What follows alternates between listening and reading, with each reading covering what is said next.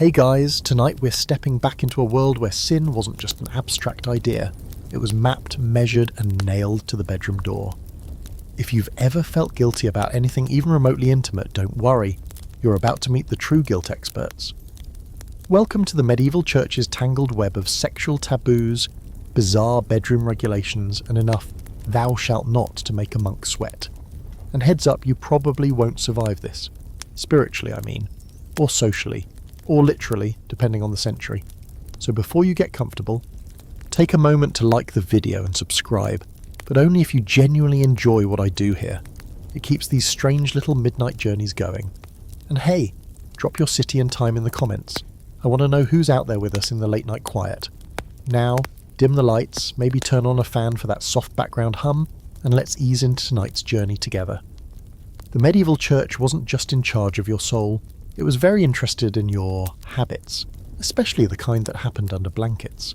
In the early Middle Ages, following the collapse of the Roman Empire, the Christian church didn't just grow in spiritual influence, it became the dominant moral compass for all of Europe. That meant a lot of people suddenly had to rethink what their bodies were for. The answer, if you asked a church authority, making babies, specifically married babies, for God. Sex in this era was considered something inherently dangerous, necessary, sure, but risky, like fire, or fermented cabbage. And even within marriage, it was supposed to be approached with reverence and reluctance, not pleasure. Love, irrelevant. Lust, a mortal sin. You could say the church took holier than thou and made it awkwardly intimate. For clergy, sex was outright banned. Celibacy was seen as a higher calling, an imitation of Christ himself. For married folks, it was permitted, but only under conditions that today would make your bedroom feel like a courtroom. One of the earliest church fathers, Saint Augustine, had a particularly gloomy take on things. He believed that sex became sinful the moment humanity fell from grace in the Garden of Eden. Original sin, in his view, was quite literally inherited through reproduction, passed down like a family heirloom you didn't want. He argued that even marital sex, if done with pleasure, was impure, so technically, if you enjoyed it too much, you were still in spiritual trouble. That's right. Your own wedding night could be a one-way ticket to confession. And it wasn't just about frequency, it was about intent. The church taught that any sexual act not aimed directly and efficiently at reproduction was wrong. No pleasure for pleasure's sake. No goofing around, no spontaneity, no because we missed each other. Only because we must produce a child. That's what made it holy. This led to some very strange contradictions. For example, if you were infertile but still loved each other and wanted to be close, you were technically sinning every time. But if you hated each other and still had sex to make babies, that was considered morally fine. In fact, that was ideal. See the logic? Even stranger, some theologians argued that if a couple conceived a child without experiencing pleasure, their act was more virtuous. The less you enjoyed it, the holier it became, which may explain a few noble family portraits. Now, if you're imagining a world where priests peeked into bedrooms like medieval nosy neighbours, you're not far off. Canon law, religious laws that governed everything from tithing to who could marry whom, included detailed instructions on sexual behaviour. Monks and theologians wrote endless tracts about it. Some clergy became so obsessed with defining and refining the rules that entire treatises were devoted to what was permitted and what was damnation by mattress. And this wasn't just theoretical. The church actively worked to shape social behaviour through fear. Fear of hell, fear of sin, fear of the devil, who was always portrayed as lurking near, ready to take your soul the moment you slipped. And by slipped, I mean literally any deviation from the prescribed formula. Oh, and don't forget that time of day mattered. Nighttime, technically less holy. The preferred time for marital sex was considered just after sunset, but before midnight. And not on Sundays, or Wednesdays, or Fridays, or any holy days, or Lent, or Advent. We'll get to that chaos later. But even with all these rules, people didn't always listen. Big surprise, right? Human nature being what it is, desire didn't disappear just because the church said it should.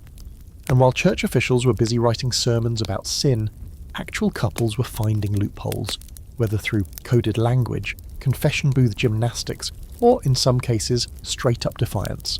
Still, the idea that sex, even within marriage, was something to be feared left a deep cultural imprint. It shaped laws, literature, even our own architecture. Yes, there are cathedrals with grotesques and gargoyles believed to represent sexual sin, just to remind you while praying that you were indeed unworthy. This also created the perfect conditions for future scandals, secret affairs, and a whole generation of people who whispered more in confession than they ever did in courtship. Let's not forget one particularly weird historical nugget. Some early church leaders debated whether Adam and Eve had sex before the fall, like pre-sin Eden sex. The idea was, if they did, maybe sex wasn't inherently sinful. Maybe it just got corrupted. Others, of course, disagreed violently, and thus theologians in itchy robes argued for decades about the love life of two naked people and a suspicious apple. To top it off, church authorities also debated whether a woman could conceive without climaxing. Some said yes, others argued no, and that pleasure, while sinful, was also biologically necessary. The debate dragged on for centuries with no real consensus, but plenty of awkward discussions. So as you settle into bed tonight, just remember there was once an entire empire of thought dedicated to making your ancestors feel deeply ashamed for anything involving physical affection. Every glance, every touch, every smile with too much sparkle, it could all lead to hell, or at least a very long confession. And that's just the beginning. You wake up in the Middle Ages again, and this time your mortal soul is in danger because of spilled seed. Yep. Welcome to one of the strangest and most heavily policed ideas in the medieval Christian imagination. The belief that every drop of, let's say, reproductive potential had cosmic consequences. The phrase wasting your seed wasn't just a poetic metaphor, it was literal sin, with eternal consequences. And if you're wondering how they policed something so personal, don't worry. They had opinions, volumes of them. The foundation of this obsession comes from the biblical story of Onan, a man who, according to the book of Genesis, refused to impregnate his dead brother's wife as was custom, and instead spilled his seed upon the ground. God, apparently not a fan of this move, struck him dead. Medieval theologians looked at this story and saw more than a cultural taboo or family drama. They saw divine condemnation of what they would later call onanism, or any emission of seed outside of procreative intercourse within marriage. In other words, no solo fun, no preventative measures, no interruptions, no alternatives. Only the sacred, sombre act of married, heterosexual, baby-making intercourse conducted in an appropriate position, at an appropriate time for an appropriate reason. No, just a little spontaneous romance. Theologians like Thomas Aquinas and St. Jerome weren't just casually against non-procreative sex.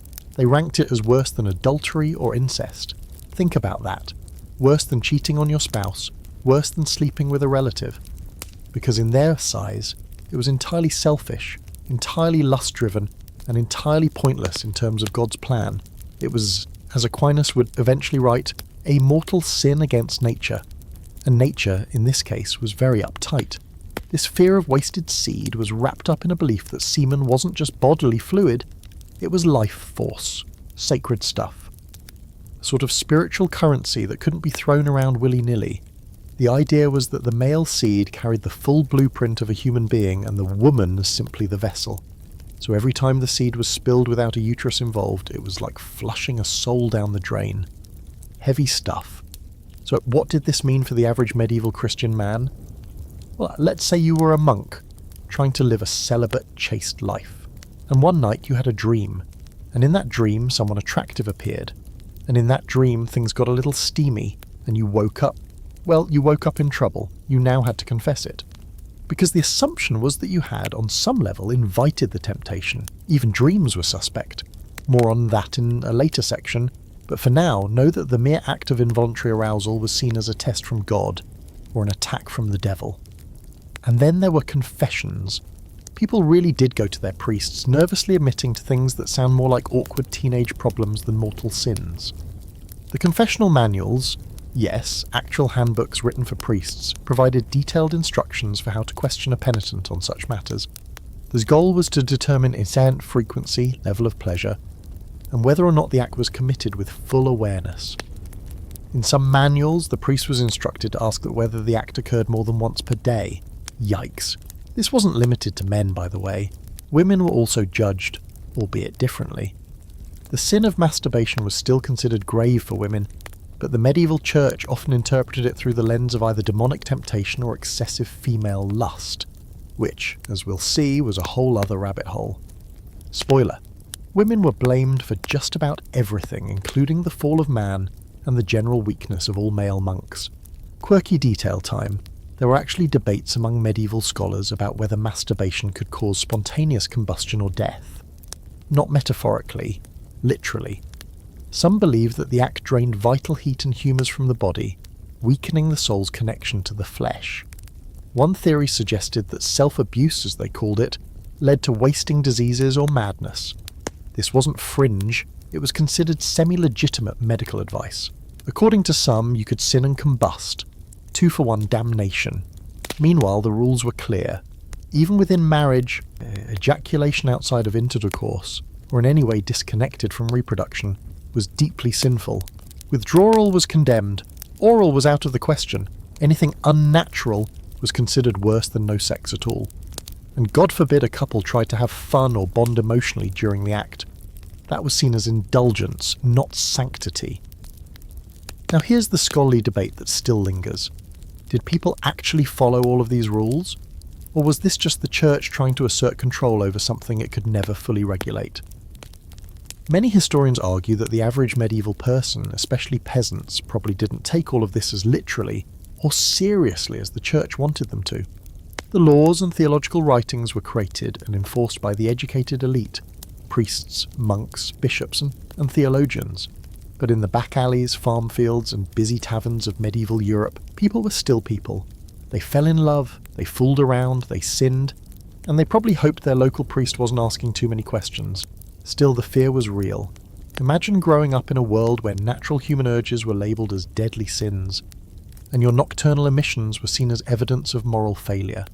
That kind of shame didn't just stay in the bedroom, it haunted dreams, shaped marriages, and created lifelong anxiety around sexuality. And for those truly devout, the guilt could be overwhelming. Some joined monasteries just to escape temptation entirely, others flogged themselves in acts of penance. A few even gave up food and sleep to try and beat their bodies into obedience. But here's the uncomfortable truth. While the church preached purity, it also created a culture obsessed with sex. You can't write hundreds of pages about the dangers of lust without thinking about lust a lot. And in a way, this obsession kept sex permanently on the mind, making temptation not just likely, but inevitable. So tonight, as you lie in bed, think about poor Onan, who probably just wanted to avoid a complicated family situation and ended up as the poster boy for eternal damnation. His story, twisted and expanded by centuries of doctrine, became the foundation for 1,000 years of guilt, fear, and whispering confessions. And this is only the second rule. Alright, let's say, for the sake of this doomed little hypothetical, you've made it through the gauntlet of medieval morality. You're married. You're following all the rules. No premarital funny business. No wasting anything sacred, and no unauthorized joy. Oh, great. Now you just have to decide how to do it. And if you think that part was left up to personal taste, oof, sweet summer child, you'd be dead wrong. Welcome to the weirdly specific and strangely judgmental world of sanctioned sexual positions in medieval Christendom. This wasn't just about preference, it was theology in action. You see, church authorities had developed a very rigid ranking system for physical intimacy, not in terms of excitement, but in terms of sinfulness, because of course they did. So here's the setup. The church considered the missionary position, the one where the man is on top, as the only acceptable arrangement. Why? Because it was seen as the most natural. By natural, they meant it aligned with the supposed divine order. Man above, woman below, everything efficient, emotionless, and straight to the point. Think of it like spiritual paperwork. Get in, get it done, don't make eye contact. Anything else? Absolutely not. Any position that allowed too much pleasure, gave the woman too much agency, or looked even remotely like anyone was enjoying themselves, was officially on the naughty list. Want to try it standing? Too animalistic. Side by side? Lazy. Woman on top? Sinful and dangerous. Some even warned that this could invert the natural hierarchy and invite demonic influence. Because nothing says possessed by Satan like a little initiative. One particularly gloomy theologian, Peter Damian, went so far as to say that any deviation from the right position was a rebellion against God's design. He believed that men who allowed their wives to control the act were weak, feminine, and corrupt. He also suggested that God might smite entire households for improper bedroom behaviour. You really have to admire that level of fear-mongering. That man could make a yawn feel sinful. And then there were the truly bizarre takes. Some confessional manuals included lists, actual lists, of positions ranked by the severity of sin, so not only did priests ask if you'd done it, but also how, and with what enthusiasm. Imagine nervously mumbling to your village priest that you tried something new on your anniversary, and now he's flipping through a dog-eared manuscript like, yes, that's 1 Hail Mary and 3 months of bread-only fasting. It gets worse. There were theologians who insisted that sex must be done silently. No moaning, no talking, no laughter, heaven forbid. The idea was that any sign of enjoyment turned the act from holy to hedonistic. So if you so much as sighed contentedly afterward, you might be halfway to hell. Congratulations. This fixation on control went beyond the physical mechanics. It was also about mood. You weren't supposed to desire your spouse too much. Yes, you were married, but passion, even for your lawful partner, was considered a red flag. The ideal Christian marriage, according to many medieval theologians, was more like a solemn partnership, polite, restrained, and preferably dry. Think of a tax audit, but with slightly more eye contact. So where did these strange standards come from? Partly from a fear of chaos. In the medieval mind, sin wasn't just a personal failure, it was a breach in the cosmic order. Everything had its place. Men ruled over women, spirit ruled over flesh. And once that hierarchy was reversed, say, during a particularly enthusiastic evening, it opened the door to demonic forces. You weren't just kinky, you were unleashing hell. There's a fringe historical detail for you. Some church authorities believed that demons specifically targeted couples in improper positions. The more unusual the act, the more likely a demon would sneak into the room, whisper sinful thoughts, or even take possession of one of the participants. The incubus and succubus legends, yes, those seductive dream demons we'll meet later, were partially fueled by this belief. Your bedroom could become a battleground for your very soul. And just when you think it couldn't get more micromanaged, there's the clothing debate. Some theologians insisted that sex should be done fully clothed. Not in a hot knight and nun roleplay kind of way, more like a don't even remove your undergarments type of vibe. Why? Because nakedness was tied to shame. Remember Adam and Eve? Naked equals sinful. Some clergy advised that even marital couples should avoid seeing each other undressed. It was considered a form of immodesty that could spark sinful thoughts, even in a moment that was already church-approved. Let's not forget the seasonal rules either. Certain times of year made sex more acceptable, or more sinful, but we'll hit the full medieval calendar of abstinence in a later section. For now, just know that if it was Lent, Advent, or a saint's feast day, you were not supposed to be engaging in any kind of intimacy. And if you were, you'd better not be doing it the wrong way. This all leaves you with a haunting little thought. How many couples over the centuries felt actual spiritual fear simply for loving each other too enthusiastically? For touching, exploring, or laughing during the most intimate human experience? Imagine believing that your very posture in bed might decide the fate of your eternal soul. Imagine the anxiety, imagine the awkwardness, and then imagine trying to explain all of this to your spouse, who maybe just wanted to try something new on a chilly Tuesday. Now for the scholarly debate, did church officials truly believe God was tallying up missionary infractions? Or were these bizarre rules really about control? Some modern historians argue that this kind of micromanagement was more about power than piety. By regulating the most private parts of life, the church extended its reach into the bedroom, and therefore into every corner of the medieval world. Sin became not just a spiritual issue, but a social one, enforceable by guilt, confession, and community pressure. Of course, enforcement varied. In rural areas, where the local priest was often more concerned with crops and tithes than positions and pillows, these rules were probably looser. But in monasteries, royal courts, and cathedral cities, you better believe people were watching and judging. So tonight, as you roll over and fluff your pillow, know this. Somewhere in medieval Europe there was a couple lying in silence, half-dressed, avoiding eye contact, praying to Saint Augustine that their position was proper, their intent was pure, and their souls remained unsinged. Because in the church's eyes, even the angle of your hips could be a stairway to hell. Sleep tight, you've made it through the twisted maze of acceptable positions. Well done, sinner, but don't get too comfortable.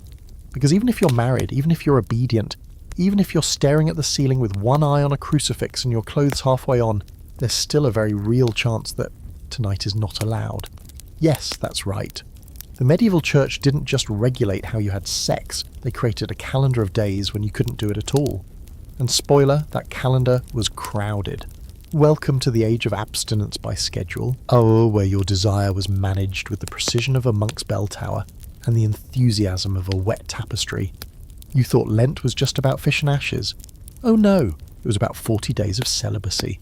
40 nights too, and not just for the pious. Everyone was expected to follow the rule. Because nothing says spiritual renewal like chronic frustration. But it wasn't just Lent. Advent, the weeks leading up to Christmas, was also a no-touch zone. Fridays, in remembrance of Christ's crucifixion. Off-limits. Wednesdays too, for reasons that are still debated but seem to stem from early fast traditions. Sundays, the Lord's Day. Of course not. Saturday nights? Don't even think about it. You should be preparing for Mass. Now let's do some medieval math. Out of 365 days in a year, over half were marked as no-sex days for religious reasons. That includes holy days, saints' feast days, fasting periods, ember days, rogation days, and any time you were about to receive the Eucharist. Honestly, it's a miracle anyone managed to reproduce. You practically needed a theologian, a lunar calendar, and a letter from your bishop just to get busy. And people did try to follow this. Not necessarily because they wanted to, but because guilt is a powerful motivator. Imagine standing at the pearly gates and having St. Peter tell you that your eternal reward has been downgraded because you couldn't keep your hands to yourself on the feast of St. Euphemia. Here's a quirky historical tidbit. Some confessors actually carried around sex calendars, literal charts, to track which days were acceptable. These were known as penitentials, and while they covered all kinds of sins, they often included detailed breakdowns of abstinence periods. Imagine showing up to confession and having your priest flip through a chart like a medieval HR rep. Yes, I see you were intimate last Thursday. Unfortunately, that was during the octave of Pentecost. I'm going to need 3 weeks of fasting and no butter.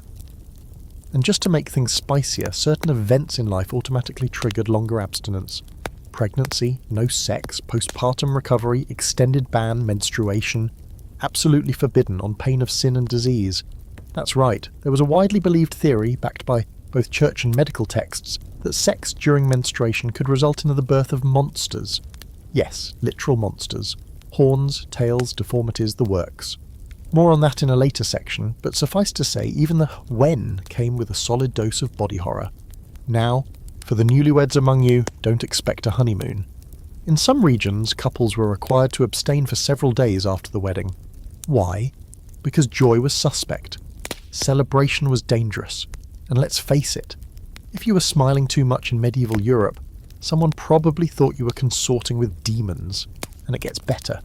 Some bishops issued edicts instructing couples to confess before resuming intimacy after a period of abstinence, not just to clear the slate, but to ensure their desires were still appropriately lifeless and functional. Because what if during Lent you started wanting it again? That's basically premeditated sin. Of course, not everyone agreed on the exact details. This is where the scholarly debates come in. Some historians argue that the sex calendar was more real than real, more preached than practiced. There's little evidence that most villagers tracked every feast day with religious sexual fervour.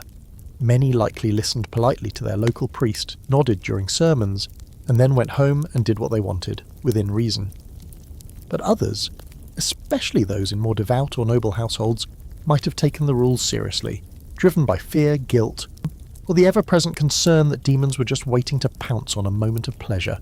And let's talk about the nobles for a second. While the church imposed strict sexual codes on everyone, highborn families had a weird double standard. Kings and lords were expected to obey the church, but were also known for not doing that. Clergy often looked the other way when it came to royal mistresses and noble affairs, preferring to keep powerful friends happy. It's another classic case of rules for thee, but not for me, medieval edition. Meanwhile, back in the villages, newly married couples might find themselves chastised just days after their wedding, not for doing anything unusual, but for doing it too often. Because in the church's view, even marital sex could become excessive. Passion wasn't holy, it was a gateway drug to orgies, heresy, and possibly spontaneous demonic infestation. Oh, and here's the kicker. there was a belief that children conceived during forbidden times were more likely to be spiritually weak. Some thought they might be born with crooked limbs, bad tempers, or even cursed fates. So not only were you risking your soul by breaking the schedule, you were also dooming your kid to a lifetime of suspicion and bad haircuts. But here's the real tragedy. These endless restrictions didn't just control behaviour, they reshaped how people felt about each other. Couples trained to see their own affection as sinful were less likely to experience joy, intimacy, or emotional closeness. Over time, love became something to suppress, not celebrate. And for the deeply devout, that internal conflict was soul-crushing. Tonight, as you glance at your wall calendar and wonder if you've remembered everything for tomorrow, just imagine if that same calendar also dictated when you were allowed to touch, to love, to simply feel human. Imagine every red circle meant guilt. Imagine every silent night was filled with suspicion. And imagine your body never truly belonged to you. It belonged to the liturgical year. Sleep well, but not too well. It might be a feast day. By now, you're starting to realise that medieval Christians didn't just live under a moral microscope. They slept under one too. And if you think the pressure was tough for the average married couple, just wait until we talk about virginity. Because in the medieval church, virginity wasn't just a virtue, it was a mystical, shimmering status symbol. For women especially, it was a form of spiritual currency, the passport to sainthood, and sometimes the only thing standing between eternal glory and eternal damnation. You, dear listener, are about to enter the age of the sacred hymen. The church's obsession with virginity didn't come out of nowhere. It was tangled up in biblical symbolism, early Christian martyrdom, and a frankly exhausting need to separate the pure from the fallen. Mary, the Virgin Mary, was at the centre of this. She was the ideal. Untouched, unblemished, chosen by God not just for her faith, but for her immaculate body. And from that single image a whole theology bloomed, one that turned female chastity into a golden standard no mere mortal could live up to. So what did this look like in real life? For starters, girls were taught early, very early, that their virginity wasn't just a personal matter. It was a family asset, a spiritual gift, a thing that could be lost, stolen, defiled, or in some tragic cases, tested. And yes, we're going there. There were actual physical virginity tests, awkward, unscientific, humiliating procedures meant to determine whether a girl was intact. The hymen became a physical stand-in for moral purity. If it was supposedly still present, she was good. If not, well, better light a candle and prepare to be called a harlot. Never mind that the hymen isn't a reliable indicator of anything. Never mind that riding horses, dancing, or literally just existing could affect it. Science wasn't exactly invited to the party. In fact, there are records of medieval physicians and midwives being asked, sometimes even forced, to inspect a bride before her wedding night. The logic went like this. If she wasn't a virgin, the marriage could be annulled. But if she was, and bled accordingly, yes, that was expected and sometimes demanded, then all was well. That tiny trace of blood wasn't just biology. It was considered a sign of honour, proof of chastity, and sometimes even an offering to God.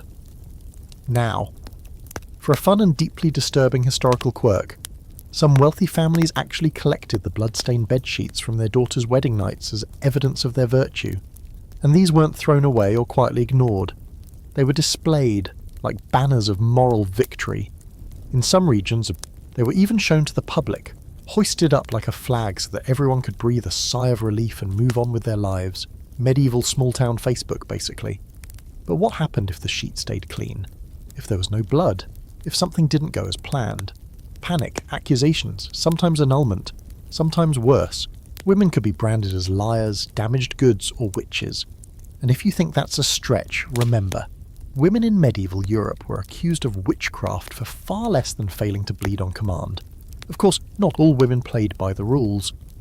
Some outsmarted the system with tricks that are almost admirable in their creativity. There are stories, half legend, half whispered truth, of brides pricking their fingers and smearing a bit of blood where it counted, or of trusted maids sneaking in small packets of animal blood, or in one case, a woman reportedly stuffed herself with a red-dyed sponge. Desperate times, desperate measures. But it worked. The performance was what Mummy settled. If the right symbols were in place, the church and the family could pretend everything was fine. And then there were the virgin martyrs, These were young women who chose death over dishonour, becoming the Church's most revered saints. Think of Saint Agnes, who was said to be so committed to her purity that she willingly walked into execution rather than submit to a marriage, or Saint Cecilia, who convinced her husband to respect her vow of virginity after the wedding, turning their union into a bizarrely chaste roommate situation. These women were celebrated not for their voices or actions or minds, but for the fact that they never had sex. Ever. The message was clear. The holiest women were the ones who never gave in, never felt desire, never touched or were touched. Virginity became not just a starting point but a destination, a goal in itself. And for many, especially those pushed into convents, it was the only life available. But here's where it gets weirder. In some theological circles, it wasn't enough to be a virgin. You had to stay a virgin in spirit, even after losing your virginity, which sounds impossible, because it is. But some church thinkers believe that if a woman had sex, even within marriage, but didn't enjoy it, and remained emotionally distant from it, she could preserve a kind of spiritual virginity. A loophole. So yes, even post-married women were sometimes expected to act virginal. That's how deep the obsession went. Now, the scholarly debate. Was this hymen worship really about religion, or was it about control? Historians remain split. Some argue that virginity was treated as a moral anchor in a world obsessed with spiritual purity and social order. Others see it as a form of patriarchal control, an easy way to regulate women's bodies, decisions and futures by tying their worth to something invisible and unprovable. Either way, the effect was the same, an entire gender living under pressure to remain pure at all costs. And let's not pretend this didn't leave scars. Imagine being raised to believe that your body was a temple, but only if no one had ever entered it, that your value lived between your legs, that even love, tenderness or exploration could ruin you forever. For some women, virginity wasn't just an expectation, it was a cage. Tonight, as you pull the covers a little tighter and stare into the dark, consider how many young girls once did the same, terrified not of ghosts or goblins, but of the possibility that one mistake, one kiss, one night, might cost them their soul, their reputation, and their future. Sleep easy though, the blood's been cleaned up, the sheet's been folded, the hymen, as always, has taken the blame. You slip quietly through a heavy wooden door, the air around you cool and stone-scented. Candles flicker along the hallway, and there's a faint whisper of chanting in the distance. You're in a convent now, a place that, on the surface, should be serene, holy, and frankly, a little boring. A fortress of chastity. But you'd be wrong, because behind those cloistered walls, behind those habits and hymnals, something far more human is going on. Tonight, we meet the nuns behaving badly. The church loved to paint convents as heavenly refuges, safe havens where women could devote themselves to God and free from the sinful distractions of the outside world. In theory, they were spiritual sanctuaries. In practice, they were also hiding places, prisons, schools, social dumping grounds, and, at times, very creative little bubbles of rebellion. First, let's get this out the way. Not all nuns were here by choice. While some were genuinely devout and willingly took their vows, many others were sent to convents as children by families who didn't want to cough up a dowry for marriage. It was cheaper, cleaner, and crucially, it removed any future sexual scandal from the family tree. A daughter in a convent was a daughter under control. No temptations, no pregnancies, no inheritance claims, except temptation doesn't really care about your walls or your vows. So what happens when you stuff a bunch of women, young, hormonal, intelligent, and often very bored, into one building, lock the doors and tell them that the greatest virtue is obedience? Well, sometimes they obey. Other times, things get interesting. Let's start with the basics. Nuns were expected to be virgins forever. Their bodies were now considered the property of Christ. Not metaphorically, literally. Some even wore wedding bands symbolizing their mystical marriage to Jesus.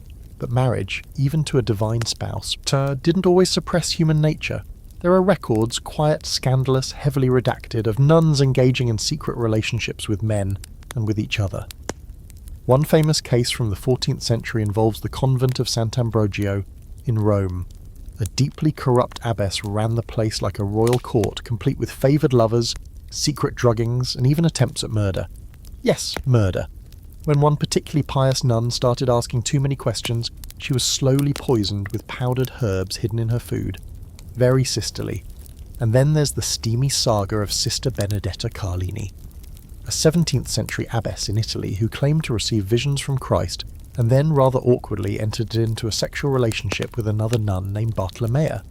Her visions, oddly enough, always seemed to justify their closeness. Benedetta claimed to be possessed by a male angel named Splenditello, who occasionally took over her body, which was, well, very convenient. The church eventually investigated, and let's just say things got awkward very fast. But even in less dramatic situations, convents weren't as squeaky clean as their reputation suggests. There are entire collections of love letters, from nuns to local priests, to each other, even to travelling knights. Some are poetic, some are desperate, and a few are so steamy they would have made Peter Damian faint on the spot. Apparently Jesus wasn't the only one getting declarations of eternal love, and it wasn't just about lust. These were intelligent, educated women who often had no other outlet for emotion, creativity or intimacy.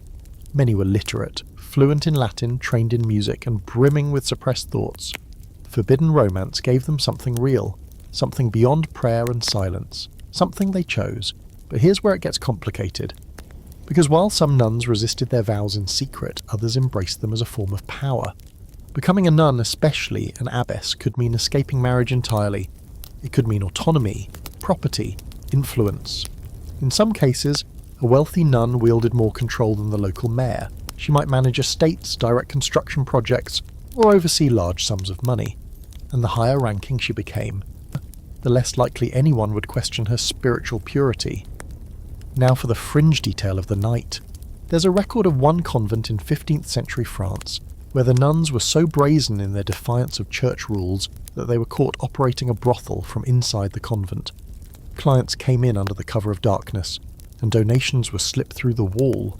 You could argue it was a particularly entrepreneurial form of sin. Naturally, the church tried to crack down. Visitations were sent. Official inspections from higher-ranking clergy meant to clean up bad behaviour, but the nuns knew how to prepare. The best convents could hide a scandal in a day. Lovers were sent away. Hidden passages were sealed. Confession was fast-tracked. By the time the bishop arrived, all he saw were candles, prayers, and the smell of lavender soap. And yet not all transgressions could be hidden. Pregnancy, for instance, was hard to explain away. There are records of babies being quietly smuggled out of convents, left at orphanages, or, tragically, discarded altogether. One of the darker truths of the medieval world was that when institutions demanded perfection but denied humanity, tragedy followed. The scholarly debate around all this is thorny. Were these isolated incidents or symptoms of a much larger pattern? Some argue that these scandals were rare and overblown, highlighted precisely because they were so shocking. Others suggest that given the nature of forced vocations and repressed desire, such stories were common, just rarely documented unless something went dramatically wrong. We may never know the full picture, but the shadows hint at something far messier than the hagiographies ever admit. So tonight, as you lie in bed, maybe take a moment to imagine a young woman in a stone cell, lying awake, fingers threaded across her stomach, wondering what it would have been like to live a different life. Maybe she's composing a letter in her head. Maybe she's waiting for footsteps down the hallway. Or maybe, just maybe, she's praying for forgiveness she doesn't believe she needs. Sleep tight, the candles are out, but the stories behind those convent walls, they still flicker. Tonight, you find yourself inside a monastery, silent, stoic, and supposedly sacred. The walls are thick with incense and centuries of whispered prayers. Rows of hooded figures shuffle past, heads bowed, robes swishing softly. It smells like old stone, candle wax, and something faintly medicinal. You're in a place that claims to have rejected the flesh entirely, but as you've probably guessed by now, the flesh doesn't go away just because you stop talking about it. Welcome to the world of monks and their midnight visitors. If you thought nuns were the only ones bending vows and breaking rules, think again. Monasteries were supposed to be fortresses of celibacy. Men retreated into them to purify themselves, to escape the temptations of the world and to draw closer to God. But locking a bunch of men in a building for life and expecting zero problems, that was the first mistake. Let's start with the obvious. These monks were human, which means they brought their desires with them, into the chapel, into the dormitory, into the Stollen. They were told to kill the flesh, but the flesh didn't get the memo. The earliest monastic rules, like the famous rule of St. Benedict, already assume this is a problem. There are warnings against impure thoughts, against solitary temptation, and against long eye contact. Yes, even that. The rule of St. Benedict specifically instructs monks to sleep in their clothes, belts on, all in the same room, presumably to discourage any unauthorised exploration. You're lying there now on a straw mattress, cloaked or surrounded by 40 other snoring men, all allegedly trying not to think about the brother 2 beds over. Spoiler, that didn't always work. Because despite the vows, the prayers, the constant schedule designed to occupy the mind and body, monks got lonely. They formed attachments, secret friendships, sometimes more. There are scattered reports tucked deep in dusty archives of monks caught in unnatural acts with one another, punished harshly and sent to isolated hermitages for penance, or worse. But not all visitors were fellow monks. Monasteries weren't exactly fortresses. In many cases they were well-connected, wealthy institutions with servants, guests and pilgrims passing through. That means women sometimes entered these supposedly sacred spaces, usually to clean, deliver food, or assist with medical care.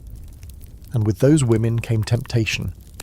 In one famous case from 13th century France, a monk named Brother Gerard was caught sneaking out at night to meet a local girl. When questioned, he claimed he was ministering to her spiritual needs. The bishop was not amused. Gerard was sentenced to a year of silence and bread-only meals. The girl, probably shamed into oblivion. The spiritual needs, we can assume, remained unresolved. And then there's the legend, yes, a real one, of a woman who dressed as a man, joined a monastery and lived undetected for years before giving birth. Her true identity was only discovered when the baby appeared, and chaos ensued. She was banished, of course, but the story lived on as a cautionary tale, and an uncomfortable reminder of how easily those vows could be broken. Now, let's talk about the role of dreams. Because remember, monks weren't just forbidden from acting on lust, they weren't even allowed to feel it. So when they woke up with evidence of a particularly vivid dream, panic set in. The assumption was that impure dreams were either a sign of personal weakness or an attack by the devil himself. Either way, they needed confession, immediately. This led to some truly awkward moments in the confessional. Imagine kneeling in front of an older monk and admitting that your dreams featured someone from the kitchen staff, or a fellow monk, or worse, someone you'd never seen before, which meant the devil was custom casting your temptations. Personalised sin, deluxe edition. Here's a strange fringe detail. Some monks went to extreme lengths to avoid arousal. We're talking about a cold baths, iron undergarments, hair shirts and poi. In at least one recorded case, a spiked belt designed to jab the wearer if anything started, stirring. The medieval mind was absolutely unhinged when it came to the war against lust. Pleasure was the enemy, and the body was the battlefield. But for all this fear and repression, the scandals kept coming. Archival records from England, Germany and Italy show repeated church investigations into monastic misconduct. Sometimes the charges were vague, moral laxity, inappropriate attachments, but sometimes they were shockingly specific. Names were named, acts were described. You almost feel bad for the poor scribe forced to write it all down in Latin. Some historians argue that monasteries were actually safer places for same-sex relationships than the outside world. Not safe as in accepted, but safer. In a world where all relationships were heavily gendered and tightly controlled, monks at least had the opportunity to form deep and emotional bonds with one another. It wasn't supposed to be romantic, but humans are good at bending the rules, especially when they're lonely. There's also a scholarly debate about how widespread this was. Some say these incidents were rare exceptions, exaggerated by gossip or enemies of the church.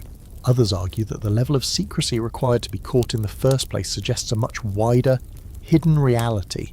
The truth is, we'll never fully know, but where there's smoke and oddly detailed confessional records, there's probably fire. And then there's the truly eerie part. Some monks believed that the devil would send real women, or demons in female form, into their rooms at night. These weren't just dreams, these were thought to be physical visitations, complete with temptation, seduction, and spiritual ruin. More on that in our next section, but suffice it to say, if a monk ever blamed a nocturnal incident on a mysterious woman who vanished into the night, people might believe him. It was better to say the devil made me do it, than I got lonely and made a choice, So tonight, as you close your eyes and imagine those ancient cloisters, don't picture perfect serenity.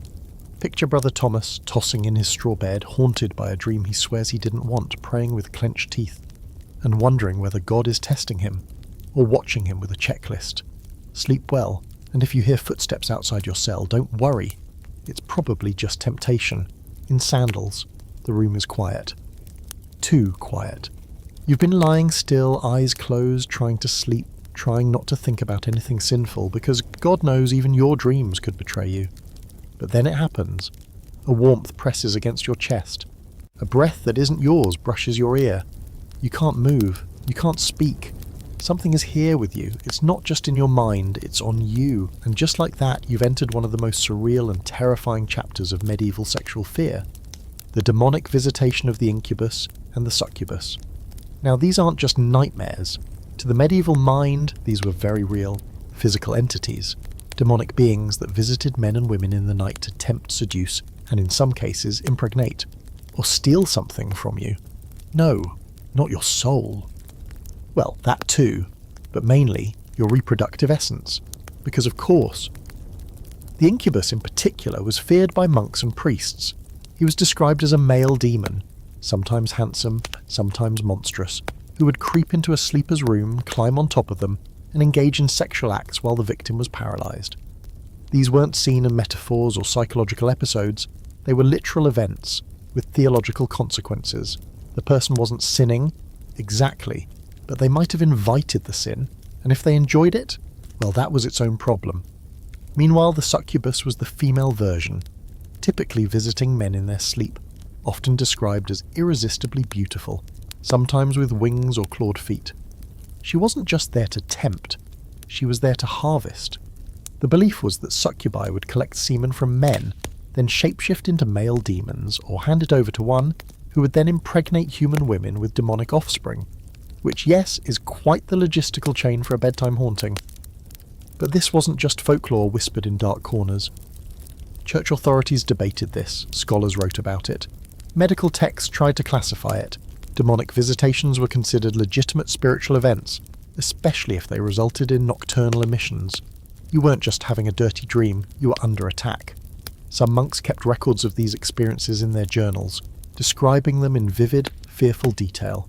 One wrote of being unable to breathe as a shadowy figure mounted him, whispering in his ear and pressing its cold hands to his chest. He woke drenched in sweat, confused, ashamed, and convinced the devil had found a new way in. Others described the succubus as using gentle hands and sighs of sweet seduction, which sounds suspiciously like a confession masked in prose. In one particularly bizarre case from the 12th century, a monk claimed to have been visited by a beautiful woman in the night for over a year. He swore she was real, flesh and blood, and that he never invited her. She simply appeared, disrobed, and took what she wanted. He told his superior. The superior told the bishop. And the bishop? He ordered the cell bricked up, with the monk inside. That's how seriously they took it. Better to entomb a man alive than risk letting demons continue their nightly work. And it wasn't just men. Women, especially nuns, were also believed to be targets. Some confessed, trembling, that they had felt a weight on their bodies at night, that they'd been kissed, caressed, even held down. Of course, in many cases, we're likely looking at sleep paralysis, an incredibly common phenomenon even today. But the medieval mind didn't know what sleep paralysis was. It saw shadows, pressure, paralysis, terror, and assumed demons. That brings us to a fringe fact you may not be ready for. Some believe that incubi were especially attracted to women who had taken vows of chastity. That's right. The holier you were, the more likely a demon would find you irresistible. A nun who was particularly pious, prime target, a virgin monk who never spoke to women, demon bait. It added a fresh layer of fear. Not only were you not safe because of your vows, you were more at risk, which is one heck of a way to keep someone celibate through terror. Naturally, the church responded with the usual toolkit: prayer, fasting, confession, and, if needed, exorcism.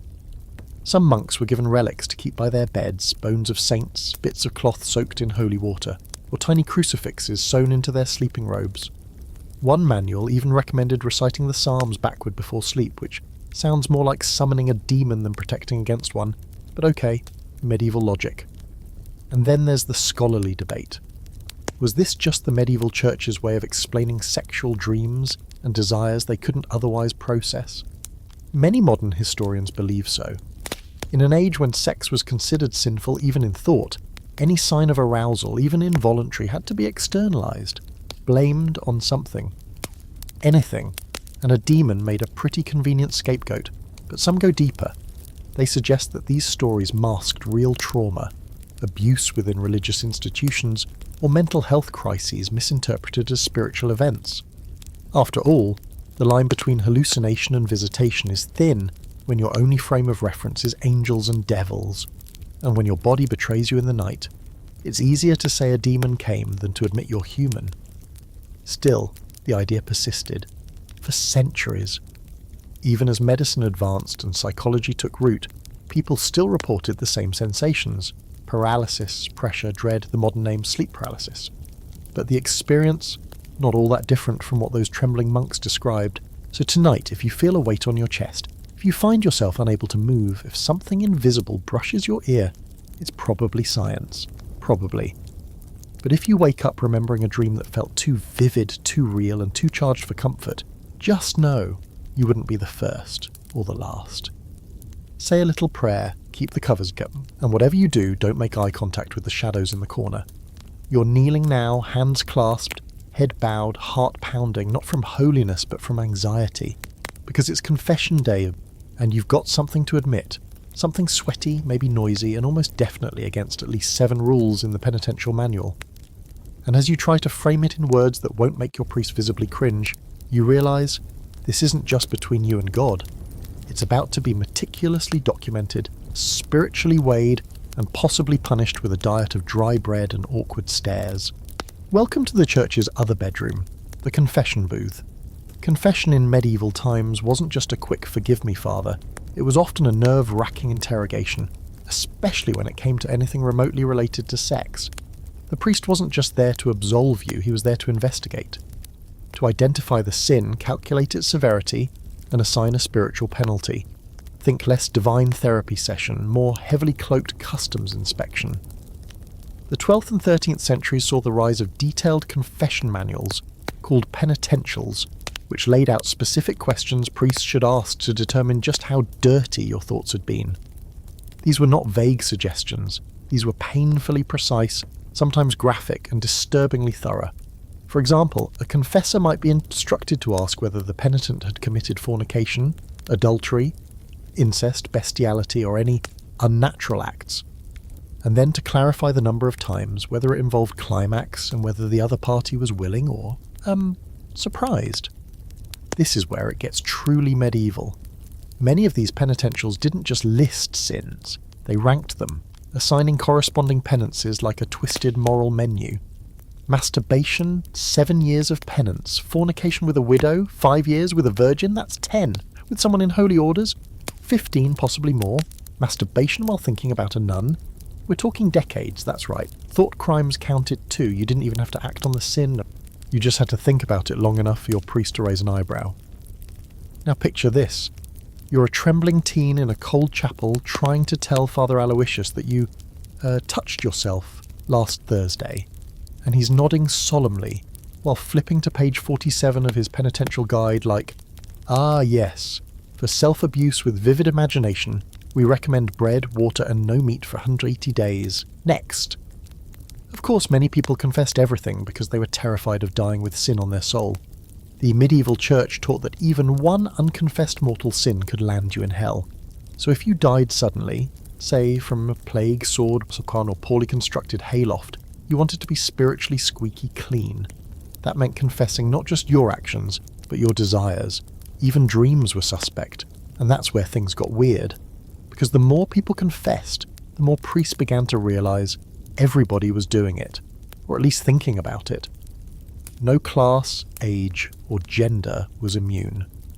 Theologians began compiling confessions like a medieval version of Reddit threads, noticing patterns: men obsessed with lust, women plagued by impure thoughts, married couples unsure whether they were doing it wrong, and priests, yes, priests, confessing to their own failings.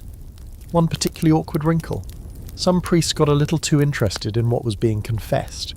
There are records of clergy turning confessional sessions into thinly veiled explorations of their own curiosity, asking increasingly specific questions under the guise of spiritual diagnosis. In some cases, this crossed lines so hard the church had to intervene. Canon law eventually banned priests from asking probing questions unless absolutely necessary. Spoiler, they often thought it was necessary. And this brings us to a fringe fact you probably didn't expect. There were fake confessors. That's right. Some men dressed as priests, robes, cross, solemn nodding, and offered to hear confessions, especially from women in private. You can probably guess where that went. These imposters were sometimes exposed, sometimes not. But the fact that this was even a problem tells you how vulnerable confession made people, especially when it was deeply tied to guilt about the body. But even legitimate confession had its darker edges. Women in particular were encouraged to confess feelings of lust, temptation, and unclean desires in extreme detail. Some theologians believed that women were more easily tempted, more emotionally unstable, and therefore more spiritually dangerous. So when a woman came in and admitted to desiring her husband too much, or worse, someone not her husband, she was met with suspicion, judgment, and sometimes outright humiliation. And what if she confessed to enjoying sex, not tolerating it, not enduring it for the sake of children, but liking it? That could send her into years of penance, especially if she had seduced her husband in the process. Yes, you read that right. A wife seducing her husband could be considered sinful, because it reversed the natural order of male dominance and female submission if she initiated, if she was too enthusiastic. That wasn't love, that was lust. And lust was basically a gateway drug to eternal fire. Confession was also political. Kings and queens were expected to confess, so were knights, scholars, peasants, and beggars. But the punishment wasn't always equal. Powerful men often received lighter penance or paid indulgences, donations to the church in exchange for spiritual forgiveness. The poor, meanwhile, had to settle for ash crosses and endless fasting. Forgiveness, it seems, was on a sliding scale. Now here's the scholarly debate. Was the confessional really a tool for spiritual healing, or was it a surveillance system in a robe? Some argue that it gave people a chance to unburden themselves, to speak freely in a world that rarely listened. Others say it was more like an early version of moral policing, tracking behaviour, reinforcing social control, and making sure no one ever forgot that even their thoughts weren't private. Either way, the confessional shaped medieval sexuality in profound ways. It turned the personal into the public. It made sin something you had to explain in front of a man trained to listen for shame. And worst of all, it taught generations of people that their most human instincts, curiosity, desire, love, were things to be whispered in the dark, counted out in days of bread and water, and scrubbed from the soul like grime. So tonight, as you drift off and think about your last impure thought, imagine kneeling in a cold booth, telling a man you barely know that you dreamed of someone's collarbone and woke up warm. Imagine him nodding, calculating the sin, and assigning penance without ever meeting your eyes. And then imagine trying to sleep with that on your conscience. You're walking down a cobblestone street now, the sound of your footsteps echoing softly in the early evening air. Market stalls are closing, smoke curls from chimneys. The town seems quiet, almost peaceful, until you pass a pair of women whispering behind their veils, side eyes sharp as daggers, muttering the word lusty. Not about you, thankfully, but about the miller's wife, or the apothecary's daughter, or maybe the widow with the red scarf who sings too loud in church. You pause, because now we've come to one of the church's most deeply entrenched beliefs, that lust wasn't just a sin, it was feminine. That's right. In the medieval worldview, women weren't just suspected of being temptresses, they were designed that way.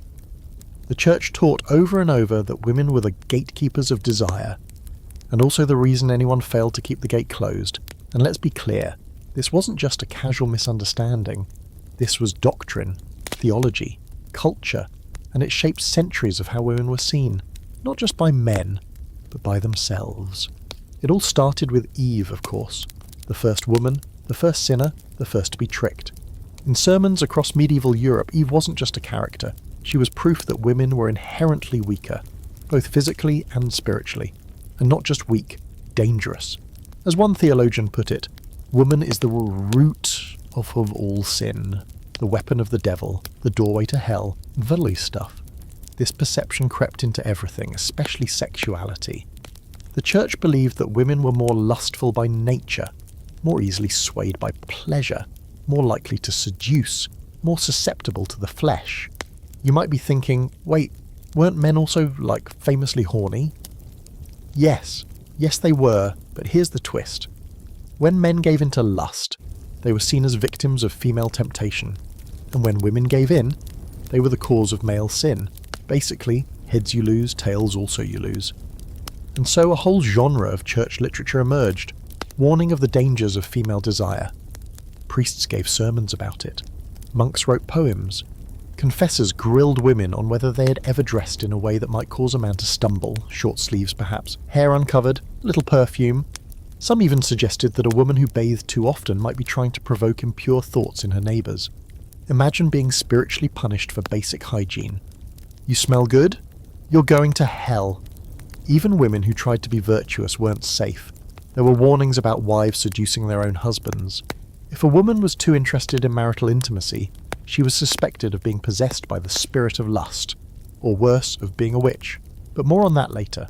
For now, know this. While men were urged to resist temptation, women were told they were the temptation. And it wasn't just in the pulpit. This idea bled into every layer of life. Marriage contracts sometimes included language about a woman's duty to submit but not to instigate.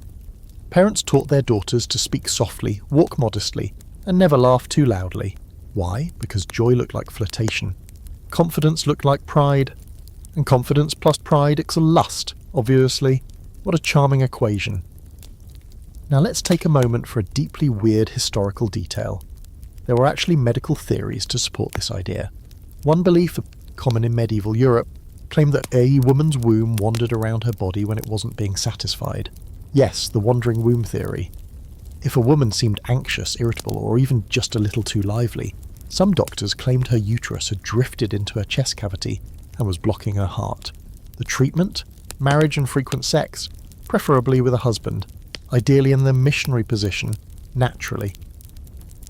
Another delightful theory, that women, when aroused, emitted a kind of vapour from the womb, something thought to cause weakness or madness in men.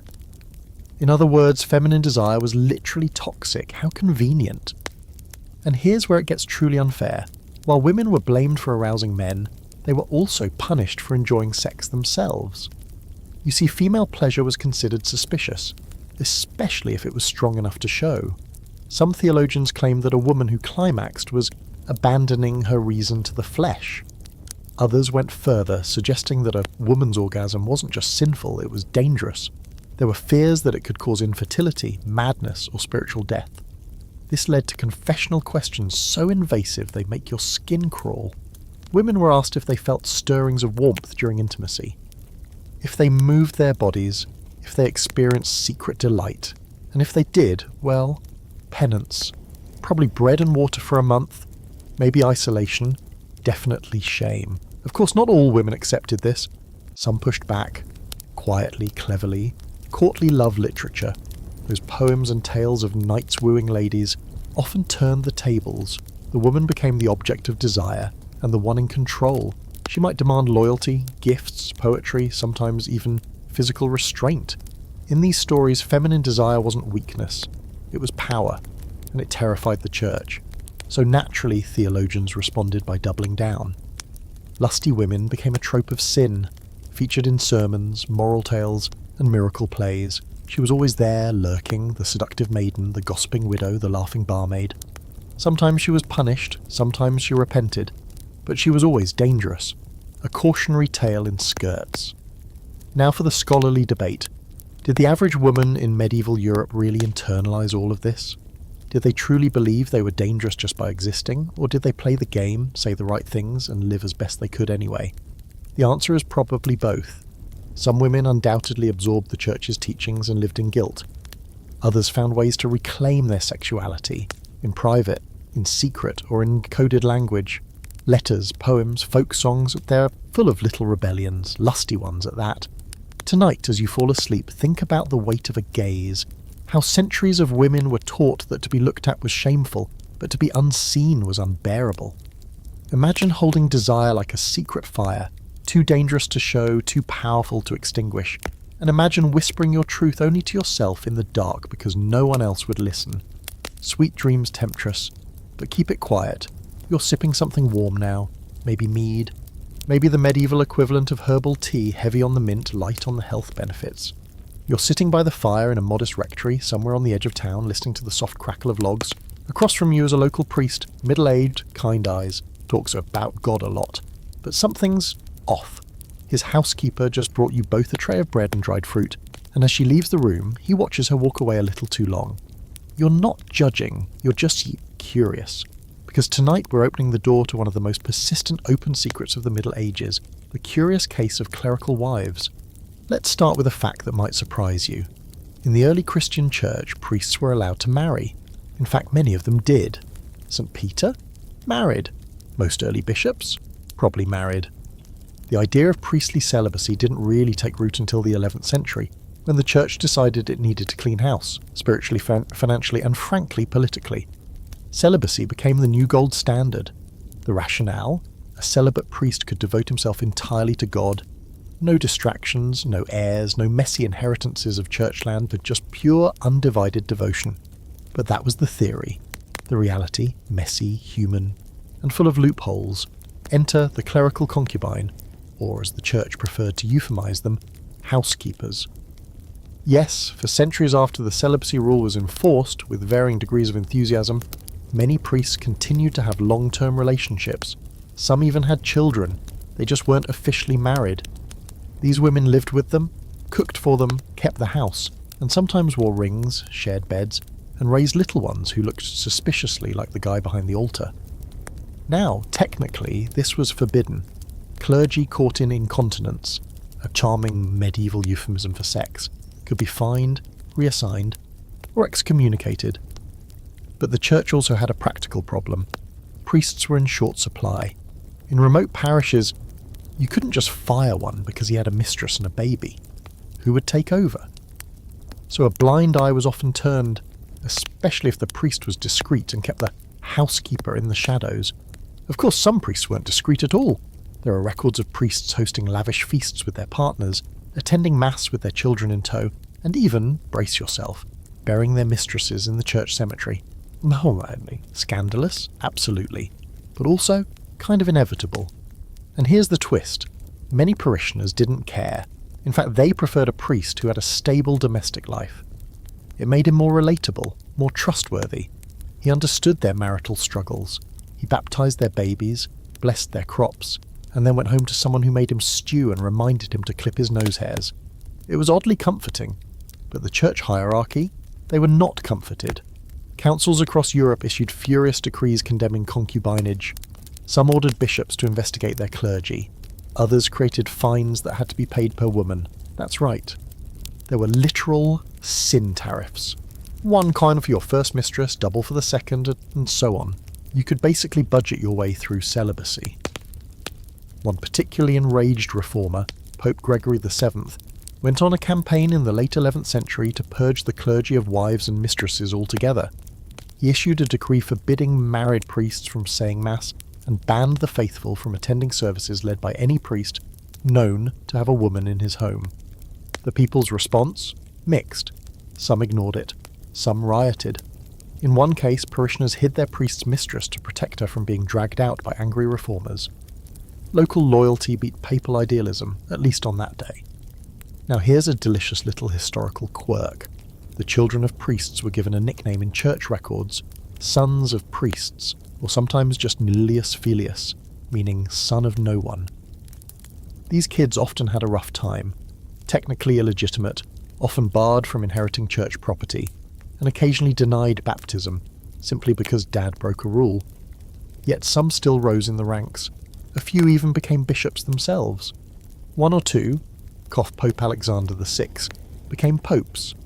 Yes, the infamous Borgia Pope had multiple children, mistress, and a reputation that made medieval tabloids blush. Now, the debate among scholars, was clerical celibacy ever truly enforceable? Or was it more of a symbolic aspiration, something to aim for but not actually achieve? Some argue it was about spiritual purity. Others say it was a clever way for the church to protect its assets. After all, if priests couldn't marry, they couldn't pass land to their heirs. which meant more land stayed within the church.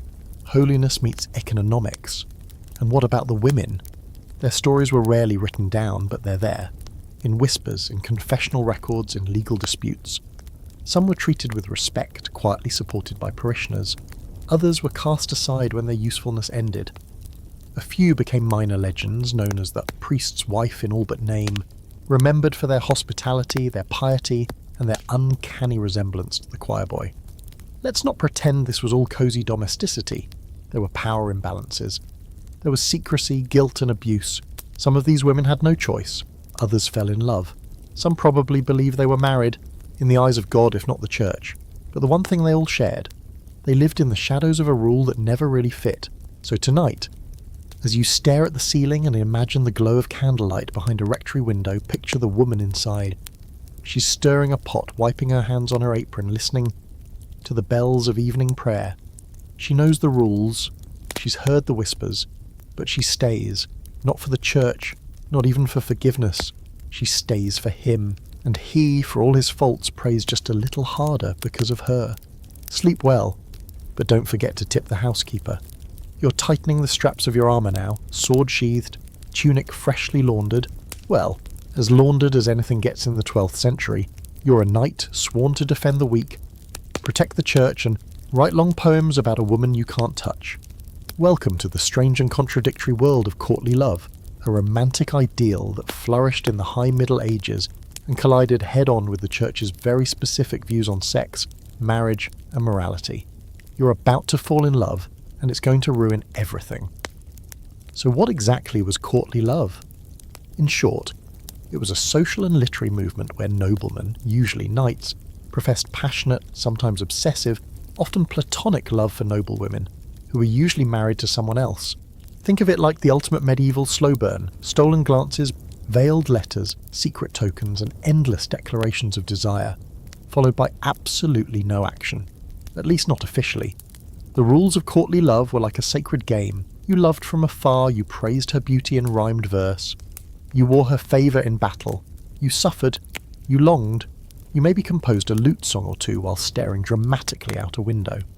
Physical intimacy was not the point. Devotion was. Yearning was the ideal state. And if the object of your desire showed even the slightest sign of approval, a dropped handkerchief, a cryptic smile, you basically lost your mind.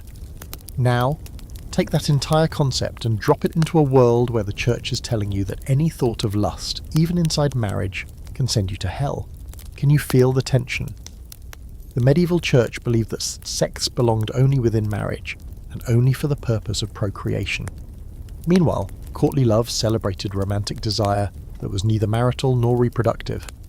It wasn't just extramarital, it was anti-marital. Wives weren't supposed to inspire this kind of passion. They were for alliances, property, heirs. Love was something entirely separate, and in this twisted ideal, something that might never even touch skin. But did it stay that way? Let's just say, not always. While courtly love literature emphasized restraint, self-control, and spiritual longing, the people writing it were also deeply aware of what those longings might lead to. Many of the poems, especially those by troubadours in southern France, are riddled with innuendo. Some are downright filthy in a beautifully coded, artfully ambiguous way. And in real life, that knight and that lady probably weren't just exchanging poems. Here's a historical oddity for you. In some noble courts, like Eleanor of Aquitaine's in Poitiers, there were literal courts of love, gatherings where noble women would hear cases of romantic disputes and rule on them as if they were legal proceedings. One knight might accuse another of stealing his lady's affection. A woman might challenge a suitor's sincerity. These mock trials were more about play than power, but they showed just how seriously this romantic fantasy was taken. The church, of course, was deeply uncomfortable with all of this. Bishops condemned the poetry, priests ranted against idle passion, and theologians warned that courtly love was just lust in fancy clothing. But they couldn't quite stop it. Why? Because this idea, this aching, beautiful, unreachable longing, spoke to something the church couldn't suppress: the desire to be seen, to be chosen, to be loved for more than your dowry or your virtue or your confession record. That said, courtly love was not without its contradictions. The woman was always placed on a pedestal, worshipped like a saint, but also treated as a prize. The language of submission, I am your servant, your command is my law, and sounds romantic until you realise it's mostly from men who are already in positions of power. And while the woman often had the right to say no, her silence was usually read as yes, classic. Then there's the fact that this kind of romantic ideal excluded most people. Courtly love was the pastime of nobles.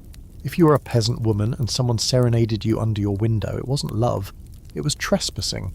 The whole system relied on a level of wealth literacy and social protection that most people didn't have, which made it, like so many medieval institutions, a beautiful illusion sitting on a mountain of hypocrisy. Now for the scholarly debate, was courtly love real behaviour, or just poetic fantasy?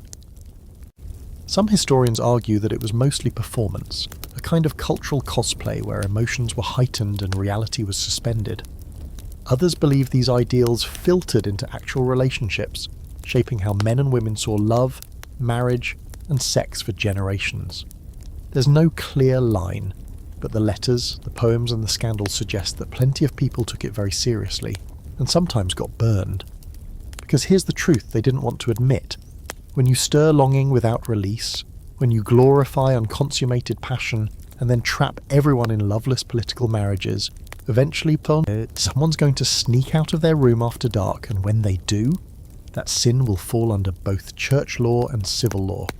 Adultery wasn't just immoral, it was punishable. Fines, flogging, exile. One wrong letter in the wrong hands and you were done. Yet the poems kept coming, men kept pining, women kept fluttering their fans and slipping notes under locked doors, and the church kept sighing in frustration, trying to convince everyone that love and marriage could coexist, even while quietly knowing that back then they rarely did. So tonight, as you lie under your blankets and feel the ache of some long-lost crush from your own life, someone you wanted, someone who made your heart jump for no logical reason, know this, you're not alone. Some knight 700 years ago felt the same thing, wrote it down, got caught, confessed, fasted, did it again. Because even when forbidden, desire finds a way, especially when you give it a lute and a rhyme scheme. Sleep sweet, my heart's sovereign, I remain your humble servant. You're standing at the altar now, under the arching stone vaults of a draughty medieval church, with a priest mumbling Latin and your future spouse eyeing you like you're a fresh cut of mutton. There's incense in the air, a faint scent of mildew from the choir stalls, and absolutely no trace of romance. This isn't a love story, this is a legal transaction. Tonight, you're entering a holy institution, or more accurately, a binding contract. And in the medieval church's eyes, marriage wasn't about love or even lust. It was about control. You weren't marrying a person, you were acquiring property, and the property included the soul. Let's get one thing straight. Marriage in the Middle Ages was not the intimate, hearts and flowers affair it eventually tried to become. It was a fusion of theology, patriarchy, and feudal economics. Love, optional. Consent, complicated. Personal choice, mostly a fantasy, unless you were a landless peasant or a nun-turned runaway. Everyone else was subject to a dizzying list of expectations, obligations, and thinned ecclesiastical fine print. The church declared marriage a sacrament, meaning it wasn't just a social agreement, it was a spiritual bond instituted by God. Which sounds nice until you realise what that really meant. Once married, you were locked in, permanently, no annulments, no divorces. No changing your mind because your spouse turned out to be emotionally unavailable or smelled like wet sheep. This was for life, or until one of you conveniently died, whichever came first. Now, the consent issue. In theory, the church insisted that both parties had to consent freely to the marriage. In practice, consent was often stretched like a crusty linen undergarment.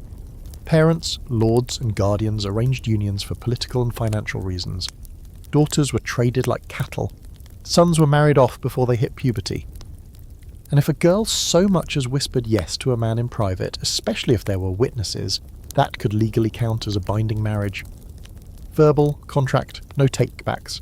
And what happened once the vows were spoken? The man became the spiritual and legal head of the household. His wife was now under his care, a term that, in medieval canon law, translated to something terrifyingly close to ownership. He controlled her property, her movements, and yes, her body. Because sex in marriage wasn't about mutual pleasure, it was about debt. That's right. Marriage came with what theologians called the marital debt, meaning that spouses were required to give each other sexual access. But let's not kid ourselves. This was mostly about women's obligation to satisfy their husbands. If a man wanted sex, the wife was expected to comply. To refuse was considered sinful, unless it was a holy fasting day, which, as we've discussed, happened almost every week. But even then, priests often advise wives not to turn their husbands down too firmly, lest the poor man fall into the clutches of lust, or worse, seek relief with a servant or the neighbour's cheerful widow. So the wife's body became not just a site of intimacy, it became a firewall against male sin. No pressure. Now here's where things get darker. If a wife did refuse intimacy too often, or challenged her husband's authority in any way, he could take the matter to the church courts. There are documented cases of husbands suing their wives for denial of debt and winning. A priest might even be assigned to counsel her, not on her feelings, on her duty. And don't think this was a two-way street. If a wife suspected her husband of cheating, she had little recourse. Unless he was sleeping with her sister or doing something publicly scandalous, she was expected to endure it. After all, a man's natural desire was harder to contain. Theologians wrote entire treatises about the furnace of male lust, and how women should see it as their burden to keep it from burning down the house. Let's pause for a delightful fringe detail. In some regions, marriage contracts included bizarre clauses, like specific promises to avoid intimacy during menstruation, feast days, or while wearing sacred relics.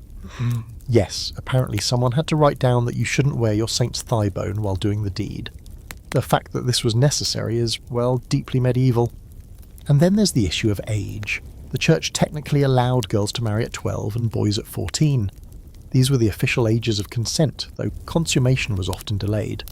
Sometimes, not always, and even when it was, you can imagine the psychological horror of being legally bound to someone before you knew how to spell your own name. So what about love? Was it ever part of the deal? Occasionally.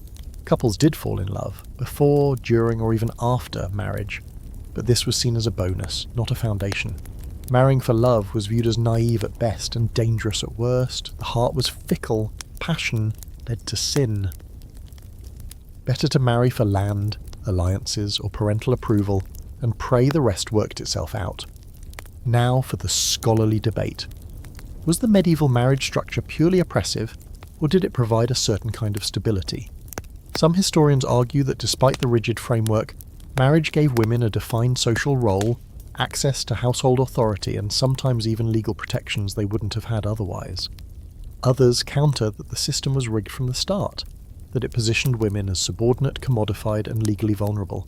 The truth, as usual, is somewhere in the middle. There were marriages of real partnership, relationships that grew from survival into companionship.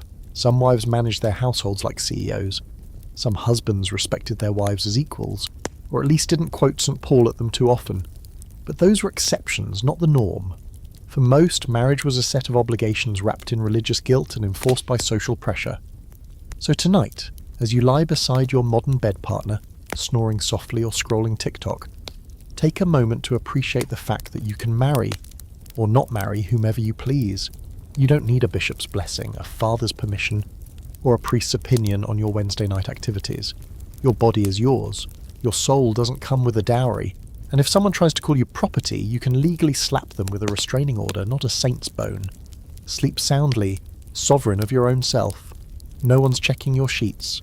You're seated now at a heavy oak table, the kind with scorch marks and ink stains, the candlelight flickering off the faces of two very serious-looking monks.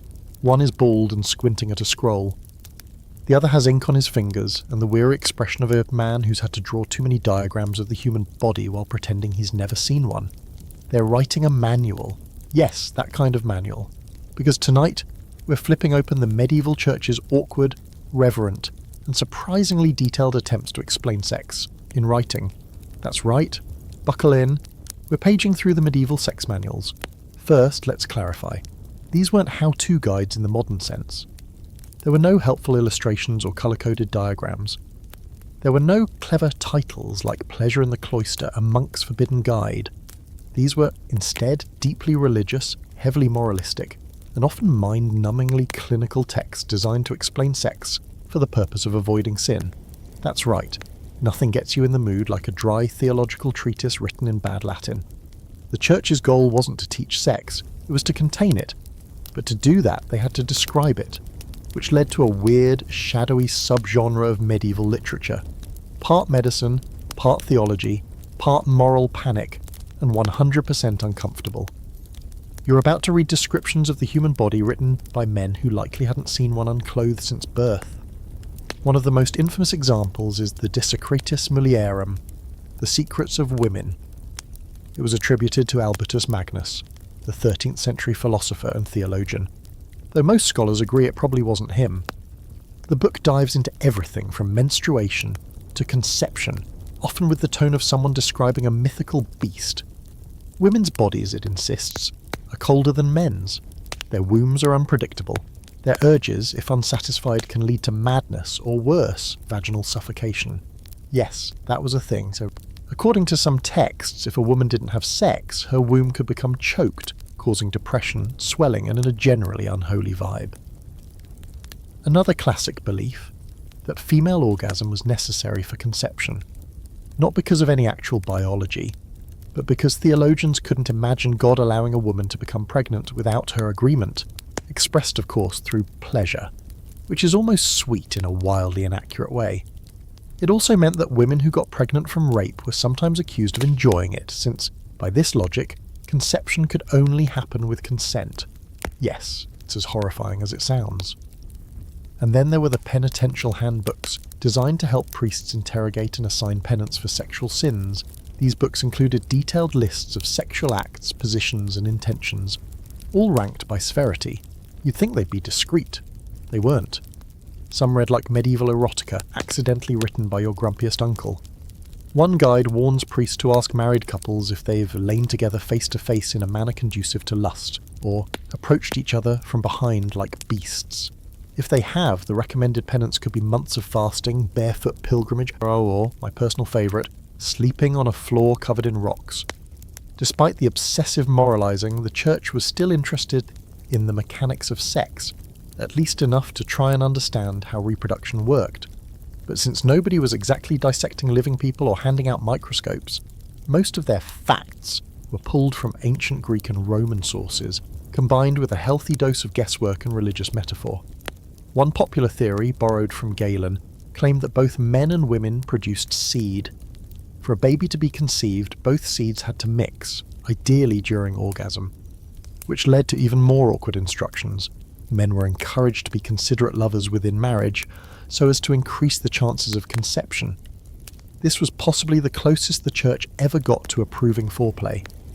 Though, to be clear, it was purely functional. If you were trying to have fun, you were doing it wrong. Some manuals tried to get even more precise, offering guidance on when to have sex. One such text recommended avoiding intercourse during a full moon, in case the child was born a werewolf. Not a joke. They were very serious about this. Others said that the woman should lie on her right side afterward if she wanted a boy, or avoid spicy food, or not think sinful thoughts during the conception, lest the baby come out morally flawed. And people say astrology is silly. Now, for your historical fringe moment, there's a text from the 15th century that warns women not to look upon monkeys or apes during intercourse, lest their child be born hairy, deformed, or with an animal's face. That's right. Gaze upon a baboon while doing the deed, and you might give birth to a goblin. You can't make this stuff up, except someone clearly did. Scholars still argue about the purpose of these manuals. Were they meant for clerics, midwives, doctors, or were they just an attempt to wrestle with the most chaotic part of human nature using ink and parchment? The answer is probably yes to all of the above. What's clear is that they reflect the medieval obsession with control, over bodies, over women, over pleasure. Sex wasn't something to be understood, it was something to be managed, with prayers, charts, and an unhealthy dose of suspicion. That said, people did read these books. They whispered about them. They copied them by hand, passed them around, argued about them. They weren't titillating in the modern sense, but they were powerful. And sometimes knowledge, however warped, was a form of rebellion, especially for women who often learned more from these texts than they were ever told by their mothers or priests. So tonight, as you curl up with your very non-medieval bedtime reading, Take a moment to imagine some poor monk hunched over a scroll trying to describe female anatomy while sweating through his robe and crossing himself every third sentence. He's doing his best. He's just never seen a clitoris, or a woman, or joy. Sleep well, and may your womb stay firmly into place. You're staring at a cold stone wall now, calendar etched crudely into the plaster with a bit of burnt wood. Scratched tally marks count down the days until the next feast, the next festival, the next time you might be allowed to so much as touch your spouse. You're not in prison, though it kind of feels like it. No, you're deep in the heart of medieval Lent, the 40-day spiritual desert where pleasure dries up like last season's cider. Welcome to the fast of all fasts, where even the most devoted couples began to eye each other like famine-struck villagers sizing up a cow. Lent wasn't just about giving up meat and ale. For the church, it was a time of penitence, of reflection, of turning away from the pleasures of the flesh, both figuratively and very literally. That meant no parties, no luxuries, and absolutely under no circumstances, no sex, even if you were married, even if you missed each other, even if you had nothing better to do and the fire was already lit. According to church doctrine, intimacy during Lent was a mortal sin. You weren't just breaking a fast, you were desecrating a sacred season. This was the time when Christ suffered in the wilderness, when the faithful were supposed to strip their lives of all indulgence and seek holiness. The fact that you were married? Irrelevant. This wasn't about you, it was about God, and God apparently wanted you cold, sober, and sexually repressed. But Lent wasn't the only do not enter sign in the medieval marital calendar. Advent was another full stretch of abstinence, around 4 weeks. Then there were the Ember Days, 4 short fasting periods to spread throughout the year. Add in Wednesdays and Fridays, no-go zones for pleasure, major saints' feast days and Sundays because holiness, and you start to see a pattern. When you add it all up, over half the year was essentially sex-free if you followed the rules. And remember, this wasn't just a suggestion, it was law. Divine law, enforced by sermons, confession booths, and the lingering threat of eternal damnation. Now imagine you're a young married couple in a chilly stone cottage. You're in love, or at least you don't hate each other. You've spent all day hauling buckets, tending livestock, and stomping through mud. You finally settle in beside the hearth and, nope, sorry, it's Lent. Better pull the blanket up to your chin, clasp your hands in prayer, and hope that the Holy Spirit isn't monitoring your thoughts too closely. This led to some truly wild theological debates. For instance, if a couple accidentally slipped up during Lent but had no intention of sinning, was it still a mortal offence? What if they were just cuddling and something happened? Was that weakness, temptation, possession? Some theologians argued that even involuntary omissions during fasting periods needed to be confessed. As if you could will yourself to not have a dream about your spouse after 2 months of enforced chastity and boiled turnips. Here's a strange and charming little historical quirk. There were married couples who would physically separate during Lent. Some would go stay with relatives, or even live temporarily in different sections of the house or manor. It was a way of resisting temptation, but it also turned Lent into something awkwardly close to a romantic Cold War. You knew you were desired but not allowed. It was the ultimate not tonight, dear. Of course the rules weren't always enforced equally. Rich nobles could often pay their way out of trouble, offering donations, building chapels, or sponsoring feasts in exchange for leniency. Peasants, meanwhile, might get public penance, harsh confessions, or worse, public shame. Priests would sometimes single people out during Mass, delivering thinly veiled sermons about certain couples who had clearly not taken their Lenten vows seriously. You can bet everyone turned around to stare, and yet, despite the rules, people found ways to bend them. Confessors sometimes gave advice like, well, if it happens, just don't enjoy it too much. Others recommended a kind of spiritual compromise. You could have sex if it was for the sole purpose of conceiving a child, as long as you felt no lust, made no sounds, and prayed afterward. Basically, if you managed to turn your intimacy into an emotionless tax return, it might slide under God's radar. Let's take a moment for a scholarly debate that still amuses historians. Some theologians genuinely argued about whether a couple could sin during Lent if they were already pregnant. If the procreative purpose had already been fulfilled, was sex still acceptable? One camp said no, it was still indulgent and distracting. Another, slightly more merciful camp said maybe, if it helped the woman's mood or strengthened the marriage. the underlying message. Sex might be allowed if it made her less annoying, but there's a deeper tension here, because while the church forbade physical pleasure during holy periods, it was also the same institution demanding that marriages remain stable, fruitful and faithful, which meant it was asking couples to function emotionally while shutting down the most human form of connection between them for months at a time. And people aren't built like that, not even in 1257. Naturally, some didn't follow the rules. They whispered, they crept, they held hands in the dark and hoped the saints were asleep. Others confessed tearfully and were given penance, often humiliating, sometimes harsh, always designed to remind them that love without restraint was just lust in disguise. But here's the secret truth that slipped between the lines. Even the most devout clergy knew how impossible the rules were. That's why they kept writing new ones. They weren't trying to describe human nature. They were trying to contain it. Lent was less about holiness and more about control. And control, as always, was the church's favourite bedtime story. So tonight, as you snuggle beneath your blessedly soft blanket, remember the couples who once lay beside each other in absolute stillness, hearing the wind moan through the wooden shutters, feeling the heat of their bodies, but not daring to move, just counting down the days until Easter. When the Lord would rise, and maybe, so could they, sleep well but not too close. You're standing outside a grand cathedral now, its spires cutting the sky like frozen prayers.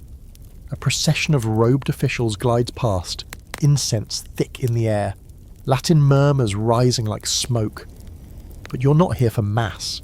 You're here to follow a paper trail, a very peculiar one, because tonight we're walking in the footsteps of the papal bedroom police, otherwise known as the church's long, slow, and very messy attempt to regulate sex across all of Christendom. It's time to talk about the church's top-down obsession with what you were, or weren't, doing in bed. Now, it's easy to think of the medieval church as some kind of unshakable monolith, speaking with one divine voice. But in reality, it was more like a sprawling bureaucracy constantly trying to get Europe to just behave. And nothing tested that patience more than sex. It was everywhere, it was constant, it was deeply confusing, and worst of all, it was happening in places where the Pope couldn't see it. So what did the church do? It started creating rules, mountains of them, edicts, synods, papal bulls, decrees and theological guidelines, all designed to map, define and restrict sexual behaviour. Some of it was admirable, like attempts to protect women from forced marriages. A lot of it was just awkward, like formal bans on specific positions. But all of it stemmed from the same goal: control the body to save the soul.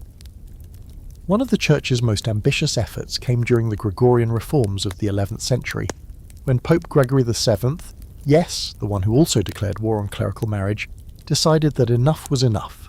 If the clergy were going to preach chastity, they had to live it. No more mistresses, no more secret families, no more wink-wink nudge-nudge about housekeepers. Bishops were told to investigate their priests. Priests were told to investigate their parishioners, and just like that, Europe became a spiritual surveillance state.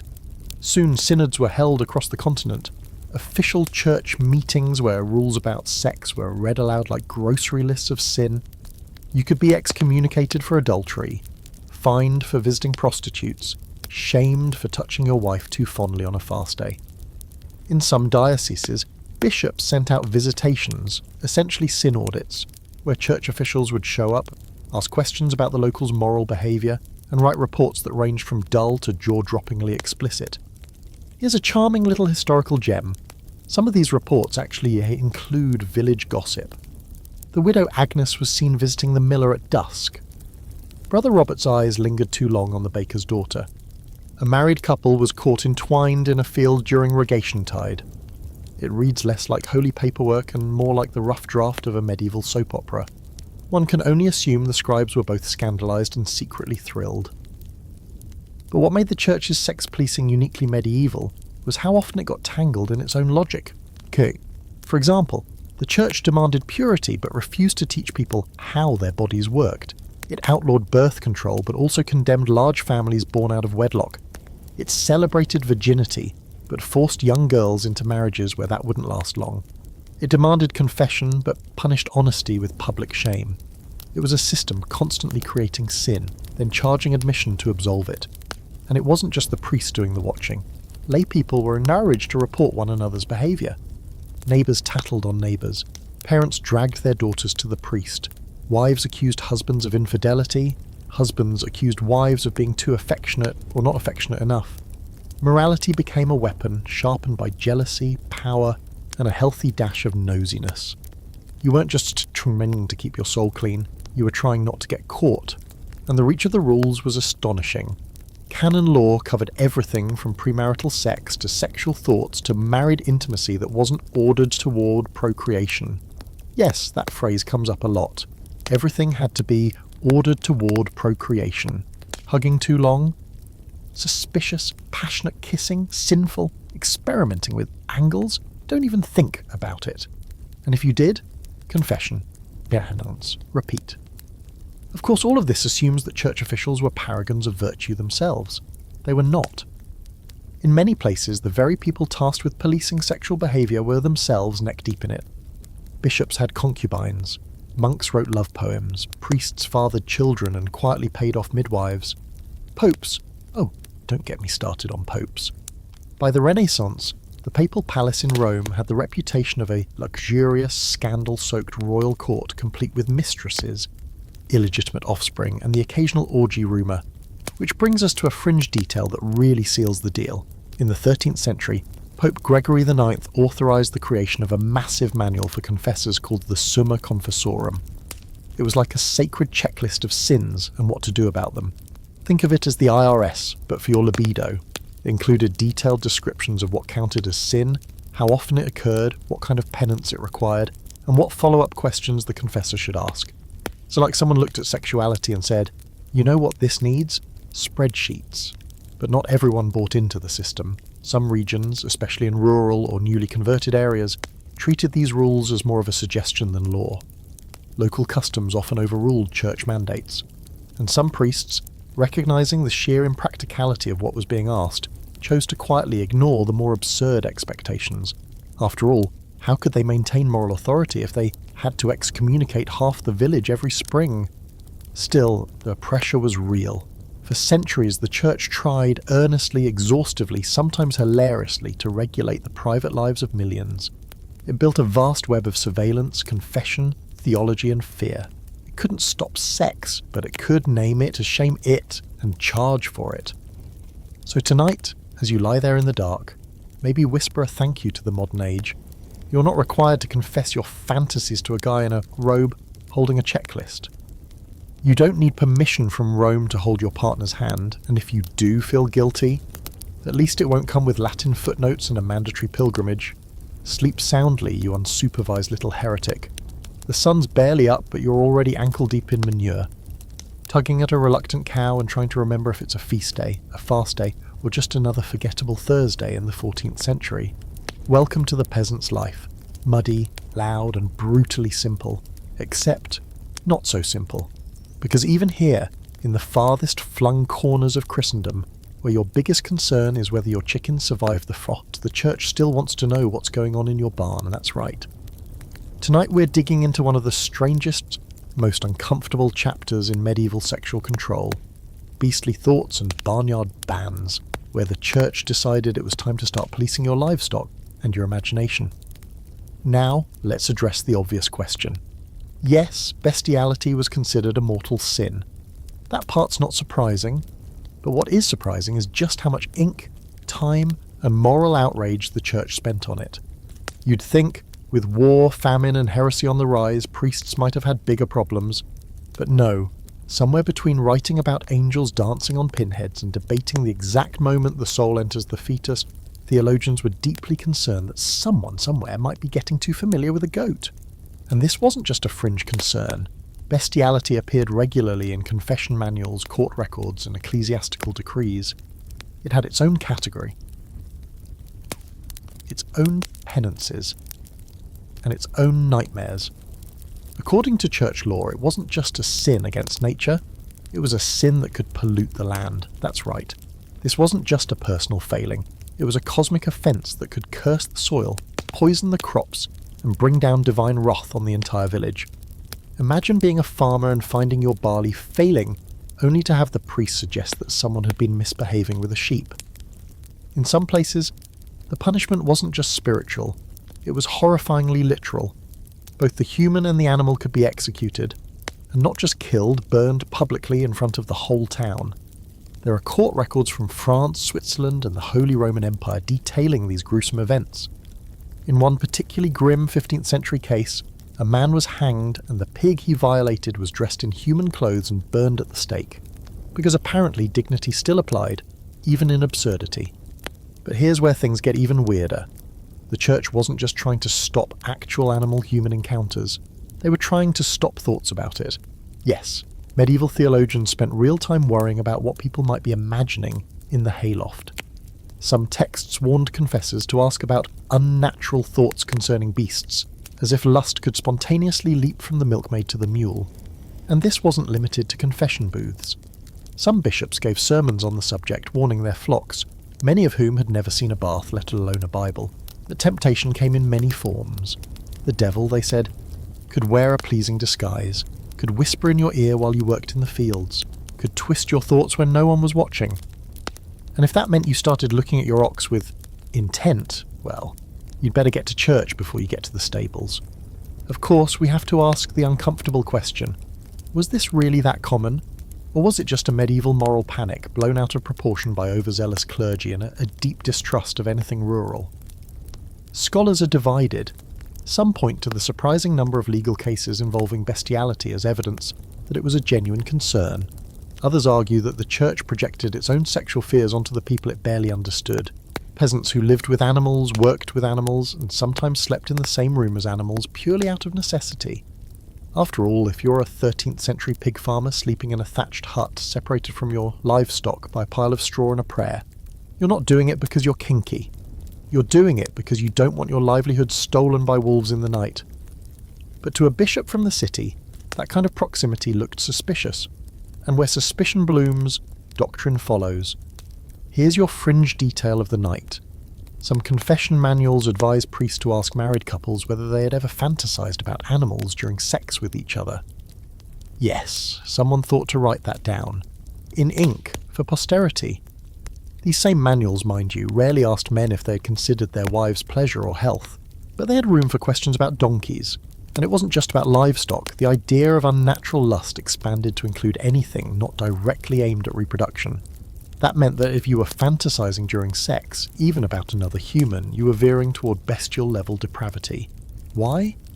Because desire, according to many church authorities, was itself suspect. If it wasn't clean, orderly, and reproductive, it was one slippery slope away from total moral collapse.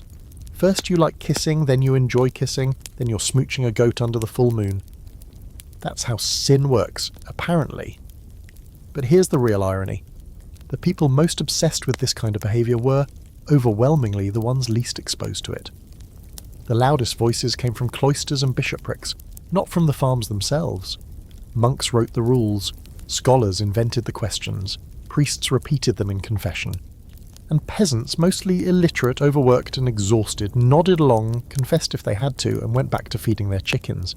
Did these rules prevent anything? Did they actually reduce the rate of sinful livestock encounters? Probably not.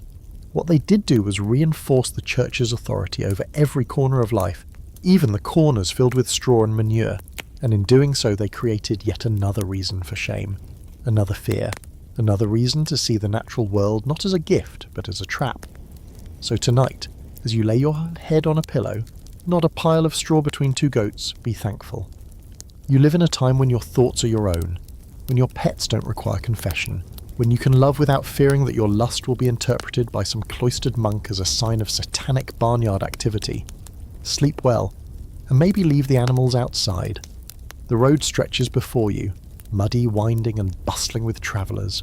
You've got a worn satchel slung across your back, a scallop shell pinned to your cloak, and enough stale bread to get you through the next village. You're not just wandering, you're on a pilgrimage, a sacred journey to cleanse your soul, seek a miracle, or maybe just escape your life for a few blessed weeks. But don't let the rosaries and prayer songs fool you, because tonight we're stepping into the not-so-holy side of medieval travel, pilgrimages and one-night sins, when spiritual road trips turned into temptation tours, and salvation came with a suspicious number of pit stops. Let's set the stage. By the 11th century, pilgrimages were booming. Whether you were trekking to Santiago de Compostela, Rome, or the Holy Land itself, going on pilgrimage was a big deal, one of the holiest things you could do short of joining a monastery or dying in a crusade. The church encouraged it. Towns built roads for it, and people from all walks of life set out with the best intentions and the worst planning skills. But the moment you left your home parish, you also left your priest, your neighbours, and your usual schedule of guilt management. Suddenly, you were among strangers. There was anonymity, freedom, and let's be honest, when you've walked 30 miles with sore feet, loose vows, and nothing but wine and sausage in your belly, abstinence isn't always the first thing on your mind. The church knew this, of course. They weren't naive. As pilgrimages grew in popularity, so did their reputation as hotbeds of temptation. Not just spiritual challenges, but physical ones. Every major pilgrimage route sprouted a support system of inns, taverns, brothels, and a delightful cast of characters who were more interested in your purse or your pants than your spiritual purity. Pilgrim may have been your title, but target worked just as well. Enter the pilgrim hostel, a loose term that covered everything from actual monasteries to glorified barns with bedbugs. In theory, these places offered shelter, food, and safety. In practice, they were often packed with strangers, light on supervision and heavy on wine. Picture it! You're in a dim hall lined with sleeping mats, someone's snoring, someone else is definitely not sleeping, and somewhere in the shadows 2 pilgrims are doing more confessing with their bodies than their words. The church tried to fight back. Rules were issued. Gender segregation was encouraged, though rarely enforced. Some hostels attempted to separate men and women, but when it's raining and cold and someone offers to share a blanket, well, let's just say virtue had a curfew. There are recorded complaints from clergy along the Camino de Santiago about lewd behaviour in pilgrim quarters, including affairs, spontaneous hookups, and a suspicious number of miraculous conceptions. And speaking of miracles, here's a bizarre fringe detail. There were cases of women faking pilgrimages to cover up extramarital pregnancies. They'd leave town, claim to be going to a holy shrine, disappear for several months, and then return with a blessed child. Because clearly nothing happened, except praying and walking. Nothing at all. The virgin birth was alive and well in every second village.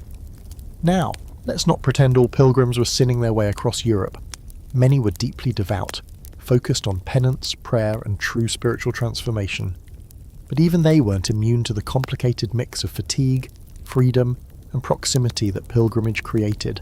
Emotion ran high, friendships formed quickly, grief, guilt, and desire were all travelling companions, and sometimes the line between holy longing and plain old longing blurred in the candlelight.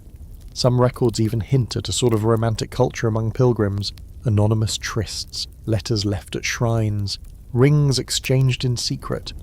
The road became a liminal space, a place outside the rules of daily life. You weren't the farmer or the merchant or the wife, you were the traveller, you could be anyone. And for some, that meant doing things they'd never dare at home. Of course, the confessional followed close behind. Many pilgrims confessed their road sins along the way. Some churches set up special confession stations for weary travellers who'd strayed. Because nothing screams forgiveness like a pop-up booth outside a shrine, priests assigned penance based on severity, remorse, and whether the sin happened before or after touching the relics. Timing mattered. Touching a saint's toe after fornicating? Scandalous. Touching it before? Slightly better, still bad but redeemable. The church also issued stern warnings about false pilgrims, those who travelled not for spiritual reasons but for profit, escape, or pleasure.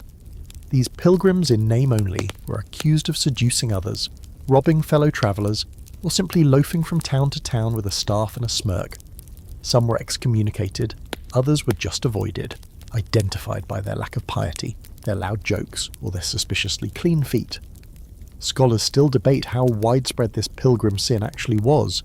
Some argue that the church exaggerated the problem to maintain control over their increasingly mobile population.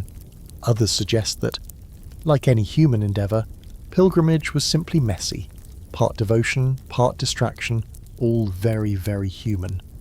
When thousands of people wander the same roads, sleep in the same barns, and pray at the same altars, some sparks are bound to fly. The holiness of the journey didn't erase the desires carried along the way. And while the church warned that sin on the road could invalidate your pilgrimage, many people still believed that the journey itself had cleansing power. One night of weakness could be forgiven by 1,000 miles of blisters and prayer. After all, isn't that the point of a pilgrimage, to confront your flaws? To walk through your temptations, to arrive broken and sweaty, but still somehow saved? So tonight, as you lie still and imagine the quiet rustle of travellers settling in for the night, remember, some of them were saints, some of them were sinners. Most were a little bit of both. And maybe, just maybe, that's what made the journey holy. Not the relics at the end, but the very human mess that happened along the way. Sleep tight. And if you dream of distant roads and warm strangers, just say a prayer in the morning. You're kneeling on a cold stone floor now, shirtless, in the candlelit hush of a monastery chapel. Your breath clouds in the air. Your hands are trembling, not with fear exactly, but with anticipation. Beside you lies a leather scourge, a long cord of knotted ropes tipped with iron hooks or sharpened bone, depending on your spiritual flavour. You grip the handle, whisper a prayer, and raise it high. Then crack. The pain slices across your back. Welcome to the raw and reddened world of flagellation for the tempted soul, where guilt doesn't just live in the heart. It's carved into the skin, in the medieval church's eternal quest to squash desire. Pain became the most dependable enforcer. Physical punishment wasn't just a consequence, it was a cure. If lust plagued you, then surely pain would drive it out. And if the body was the problem, what better way to discipline it than to treat it like a rebellious dog? Self-flagellation wasn't invented in the Middle Ages, but it became a spiritual trend during this period, especially among monks, penitents, and lay people who took their piety with a side of masochism. These weren't acts of punishment ordered by the church necessarily. Often they were voluntary, fervent, desperate, bloody acts of self-discipline intended to mortify the flesh, a theological phrase that really meant beat yourself until the devil gets bored and leaves. The idea had biblical roots. Christ suffered, the martyrs suffered, the saints suffered, so why shouldn't you? Pain was seen as a holy offering. Every lash, a prayer. Every welt, a confession. Every drop of blood, proof that you were fighting the good fight against the slippery, tempting serpent that was your own libido. Some monasteries institutionalized the practice. Monks would gather weekly, sometimes nightly, to flagellate themselves as a group, chanting psalms while the chapel echoed with the sound of knotted cords hitting bare backs. It was part ritual, part horror movie, part spiritual cardio. And if you think this was a fringe thing, think again, there were monastic orders that made it a foundational practice. The flagellants, yes, they named themselves after the act, rose to prominence in the 13th and 14th centuries, marching barefoot through towns, whipping themselves in front of weeping crowds, shouting for repentance and warning of impending doom. And it wasn't just about your own sin. People whipped themselves for the sins of others. The village drunkard, the lustful baker, the scandalous weaver's wife. Communal pain as a sort of spiritual sponge. The more you bled, the more souls you might save. Medieval theology was generous like that. Here's your fringe fact for the night. Some flagellants claimed that after enough beatings, they could hear the voice of God. Others said their blood could perform miracles, healing illness, repelling demons, or purifying entire towns. There were even those who collected the blood-soaked garments from these rituals and kept them as holy relics. This here's Brother Anselm's whipping tunic. He used it to resist a succubus in 1304. Makes you rethink what qualifies as blessed. Now don't get the idea that this was all sweaty monks behind closed doors. Self-flagellation had a public face too. During times of crisis, especially the plague, entire processions of shirtless, chanting penitents paraded through the streets, lashing their own backs until the cobblestones were streaked with blood. Townspeople watched. Some joined in. Others crossed themselves and shut their windows. It was graphic, emotional, and sometimes outright theatrical. But beneath the spectacle was a deep, often sincere belief. Pain could purify.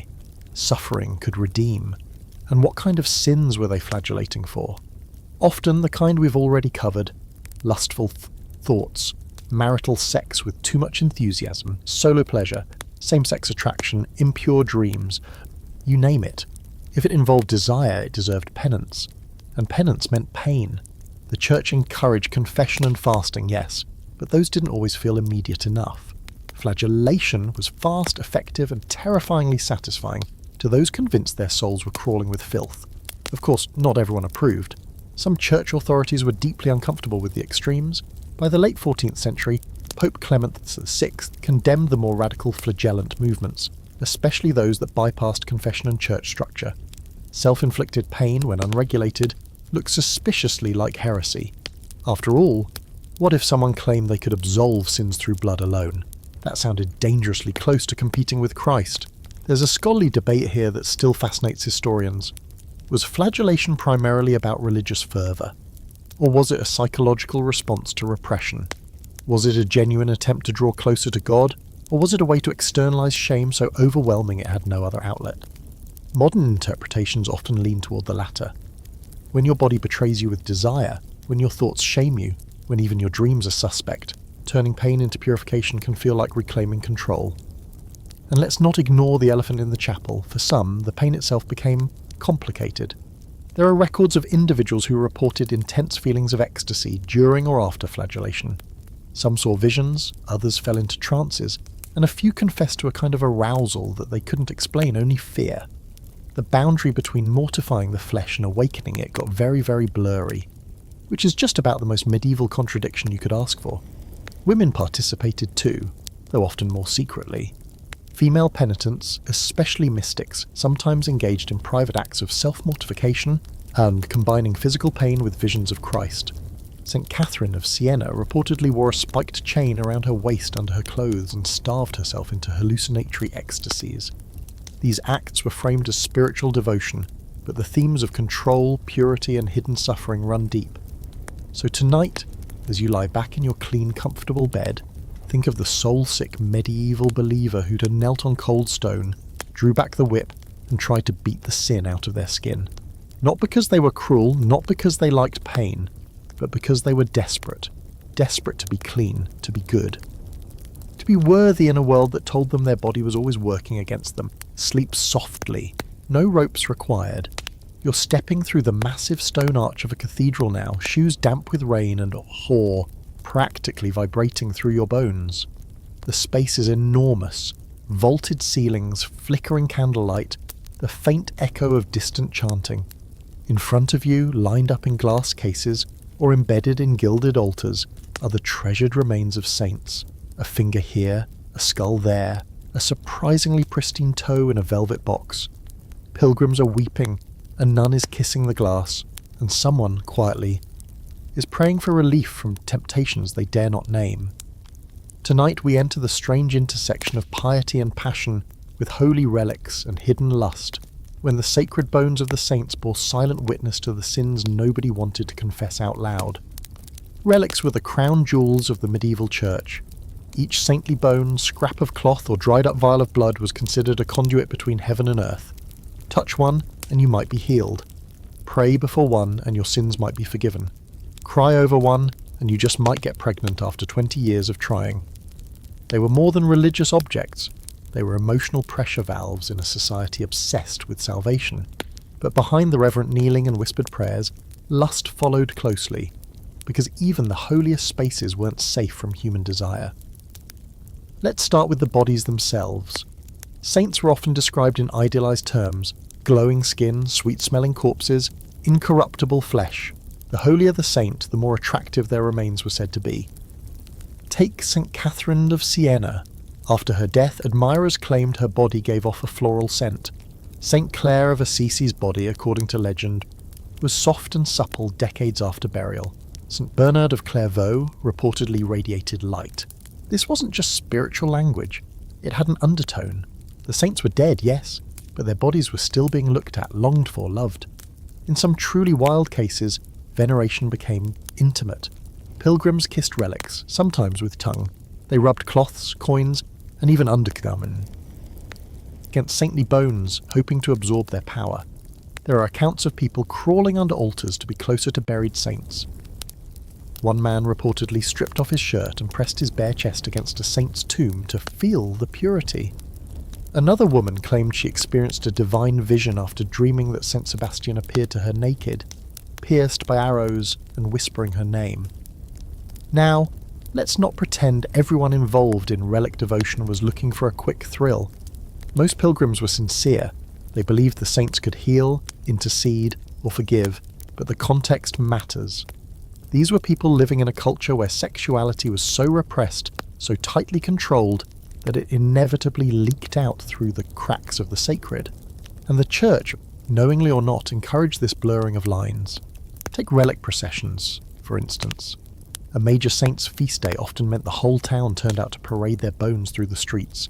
Drums, hymns, incense, and somewhere in the crowd, a young woman hoping that if she stared at St. Agnes's skull hard enough, God would forgive what happened in the hayloft last summer. People passed out. They cried. They tore strips of clothing and threw them at the shrine. It was spiritual and hysterical, in both senses of the word. And here's your fringe detail for the night. Relics were sometimes stored in reliquaries shaped like the body part they came from. That means if you were venerating St. Barbara's finger, it might be housed in a golden replica of a delicate hand. Slender, polished, sometimes bejeweled. A shin bone might sit in a carved wooden leg. A skull might be placed in a silver bust with wide, watchful eyes and pursed lips. Now imagine being a lonely, devout peasant whose only contact with the human form is a sermon about sin and a vaguely eroticized saint's skull. You start to see the problem. The church, of course, had no official position on lustful relic kissing. They encouraged reverence but warned against idealization, which is rich considering the economy they built around these bones. Relics were traded, stolen, forged, and smuggled. Some monasteries fought literal wars over them. A church with a first-class relic could draw thousands of pilgrims and thousands of coins, so if someone kissed it a little too passionately, the clergy looked the other way. Holy lust, after all, paid the bills. Now, here's the scholarly debate. Were people really attracted to saints, or was the eroticism more metaphorical? Some argue that the language of medieval piety, yearning, the burning, longing for union, wasn't about sex at all. It was spiritual desire dressed up in the only emotional vocabulary people had. But others point to a pile of evidence suggesting the boundary between holy and horny was far less clear, especially for mystics, whose visions often included physical, almost sensual encounters with Christ or the Virgin Mary. Take St. Teresa of Avila, technically post-medieval but deeply relevant. Her most famous vision involved an angel plunging a golden spear into her heart while she moaned with divine ecstasy. Interpret that however you want, but Freud would have had a field day, and Teresa wasn't alone. Many female mystics described their spiritual encounters in terms that modern readers find a little too warm. But let's bring it back to the ordinary faithful, the ones who waited in line for hours just to kiss a bone, who wept over saints' feet, who prayed to relics for relief from their own sinful desires. For them, relics were a paradox, holy yet physical, dead yet beautiful, off-limits yet somehow close. They represented the church's dream of purity and the body's refusal to disappear. So tonight, as you settle beneath your sheets and feel your heartbeat slow, imagine kneeling before a golden reliquary, lips pressed to cool metal, whispering a prayer you barely understand. You don't know whether you're asking for forgiveness or comfort. All you know is that the thing inside that box feels more alive than you do, more whole, more perfect. And maybe, if you love it hard enough, it'll take the sin away, sleep well, and if you wake up dreaming of saints, don't worry. The church has rules for that too. You're sitting on a crude wooden bench now, sweating under layers of wool, your hands clammy with fear. The air smells like damp stone and old ash. Across from you, a man in a hood is scribbling something onto a scroll. He's not looking at you yet, but you can feel the weight of judgment tightening in the room like a noose. You've been summoned, not to court, not to confession, but to the Inquisition, and tonight's subject is your bedroom. That's right, your private life. Your dreams, your desires, your position of choice is now public record. Welcome to the age when the church didn't just condemn your sin, it interrogated it. The Inquisition wasn't originally designed to snoop into your sexual behaviour. It started in the 12th century as a way to root out heresy, those slippery beliefs that strayed too far from church doctrine. But as the definition of heresy expanded, conveniently and often, the inquisitors started to poke their noses into more than just your bookshelf. They wanted to know what you believed, yes, but also what you did, especially if what you did involved your body, your neighbour's wife, or, God forbid, a non-standard position on a Thursday. Once the machinery of the Inquisition got rolling, no sin was too small. People were hauled in for rumours, dreams, suspicions, or even confessions made years earlier, in a booth that was supposed to be private. The church kept records, and sometimes it went back for seconds. You'd be asked questions, gentle at first. Have you ever doubted the sanctity of marital intercourse? Do you agree that sex without the intent to conceive is sinful? Have you ever heard others speaking of carnal acts out of order? These weren't rhetorical. Your answers were written down, analysed, compared against canon law and past rulings. The more you spoke, the more you risked saying something unorthodox. Of course, it never stopped there. If you hesitated, got flustered, or looked guilty, which you did, obviously, because you were guilty of being human, the questioning got sharper. Have you ever known a woman who lay with another woman? Have you ever heard that a man touched himself in solitude and failed to confess? Did you, or did you not, lie with your spouse on a holy day? And then, the real kicker, did you enjoy it? Yes, they asked that. Because for the Inquisition, enjoying sex, especially within marriage, was suspicious. The line between lust and love was paper thin. Marital sex was allowed, sure, but if you showed too much enthusiasm, you were probably indulging the flesh, which meant you were skirting the border of heresy. Some inquisitors were disturbingly focused on sexual behaviour. Manuals for interrogators included entire sections devoted to carnal sins, complete with euphemisms, checklists, and helpful follow-up questions. These weren't meant to help you find clarity. They were traps designed to catch inconsistencies, expose unconfessed acts, and force you into greater detail. Imagine being asked, under threat of eternal damnation and state punishment, to explain why you touched your spouse's shoulder in a moment of passion. Was it a carnal touch? Did you proceed to kiss them with lust? Were your thoughts pure? Were your garments intact? It's not paranoia if they really are asking whether you look too long at your own spouse. And here's where things turn quietly horrifying. People were often accused not just by officials but by neighbours, friends, family members, especially during periods of stress. A bad harvest, a sudden death, a baby born with a twisted limb. People wanted answers, they wanted someone to blame, and nothing redirected divine wrath faster than pointing the finger at someone whose sex life seemed a little too lively. Did the tanner's wife seem too cheerful for someone in Lent? Was the new couple in town childless for a suspiciously long time? Did someone hear moaning during Ember Week? Congratulations, you've just earned a visit from your friendly neighbourhood inquisitor. There's a grim fringe detail that chills the blood. In some regions, people were tortured specifically to confess sexual sins. Not heresy, not apostasy, just fornication, masturbation, or unnatural acts. Why? Because as inquisitors wrote, these sins were the gateway to heresy, proof that the sinner's heart had already left God, even if their lips said otherwise. The logic? If you could corrupt the body, the soul was next. And let's not forget the role of gender here. Women were far more likely to be questioned about their sexual behaviour, particularly if they were widowed, childless, or simply too independent. A woman who refused marriage, suspicious. A woman who enjoyed it too much, damned. And if she dared to own land or read books or, heaven forbid, heal people, well, she wasn't just a sinner. She was a witch. Ah yes, witchcraft. We'll get to that soon, but know this. Many women accused of witchcraft during inquisitorial trials were grilled first and foremost about sex, who they slept with, who they seduced. Whether they had known the devil, in the biblical sense, because the medieval mind couldn't separate female power from sexual danger, and the Inquisition was more than happy to draw those lines in blood. Now, to be fair as one can be in this context, not all inquisitors were monsters. Some were reluctant participants. Others questioned the wisdom of digging into people's bedrooms when there were actual heretical movements threatening church authority. But the system didn't care. It had momentum.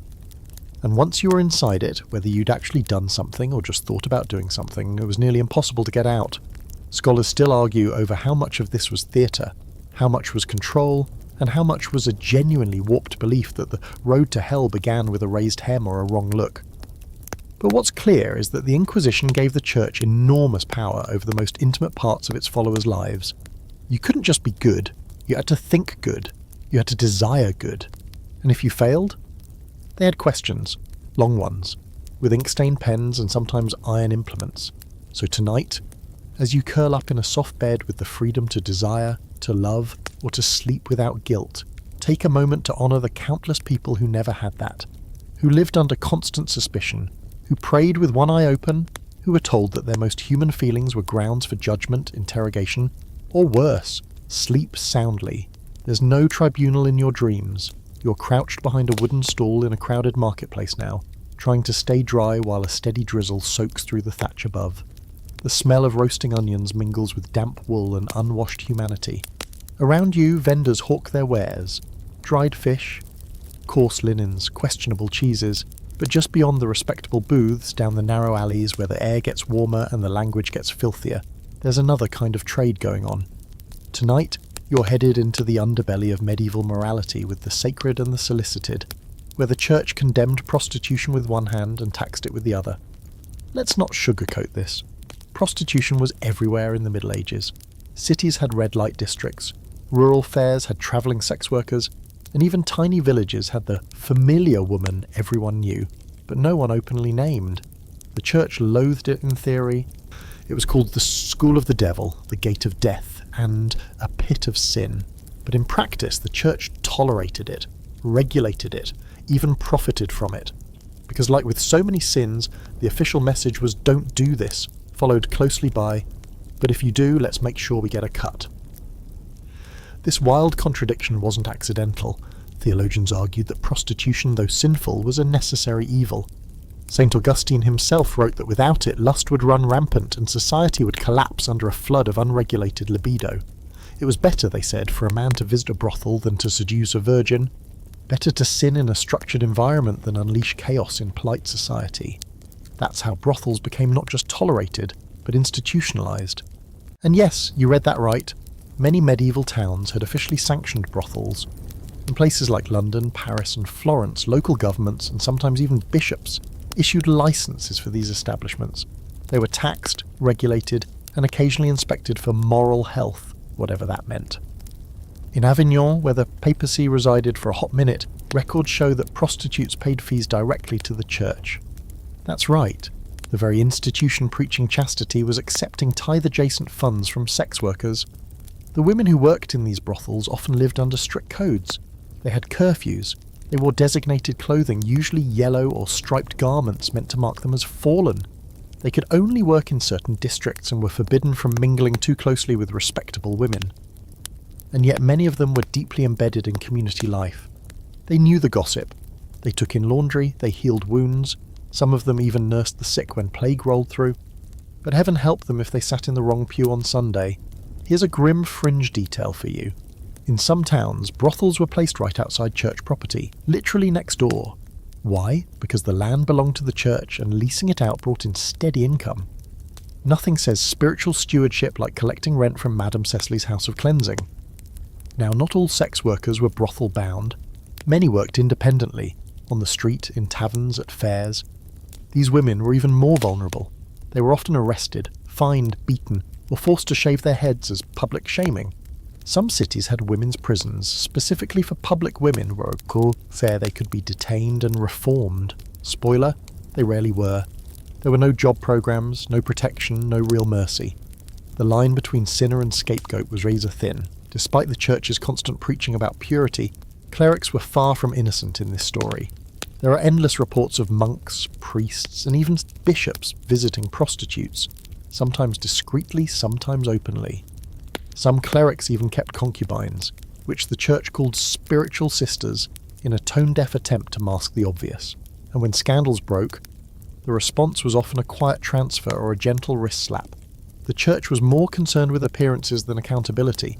And then there's the strange scholarly debate over how prostitutes were seen by the average medieval person. Were they despised, pitied, necessary? Some historians argue that sex workers were both feared and respected. They were social outsiders, yes, but also women with knowledge about bodies, about pleasure, about power.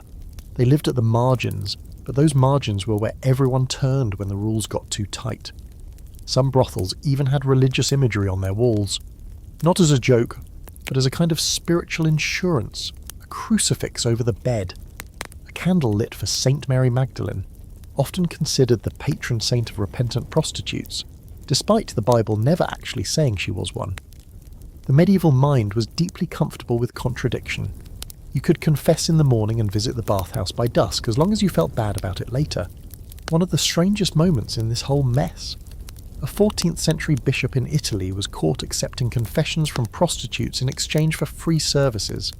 When he was eventually disciplined, it wasn't for the sex, it was for misusing the sacrament. Priorities, right? But perhaps the most haunting part of this whole system was how rarely these women escaped it. There were stories, often told with heavy-handed moralizing, of the fallen woman who repented, joined a convent and died a saint. But in reality, most were trapped. Poverty, lack of education, family disgrace, it all funneled women into a profession where their bodies were owned, their choices judged and their prayers ignored. And yet they persisted. They sang songs, told jokes, carved out networks of sisterhood. They found moments of pleasure and power within the shadows of a society that only acknowledged them when it needed to vent its sins. Some even left their earnings to the church in hopes of redemption, begging God to see their survival not as rebellion, but as faith. So tonight, as you lie safe and soft in your bed, think of the women who sold comfort to the desperate, who kissed away the guilt of strangers, who heard confessions no priest ever would. Think of the contradictions that called them sinners by day and salvation by night. And think too of the church wringing its hands with one finger and collecting coins with the other. Sleep deeply, judgment is postponed until morning.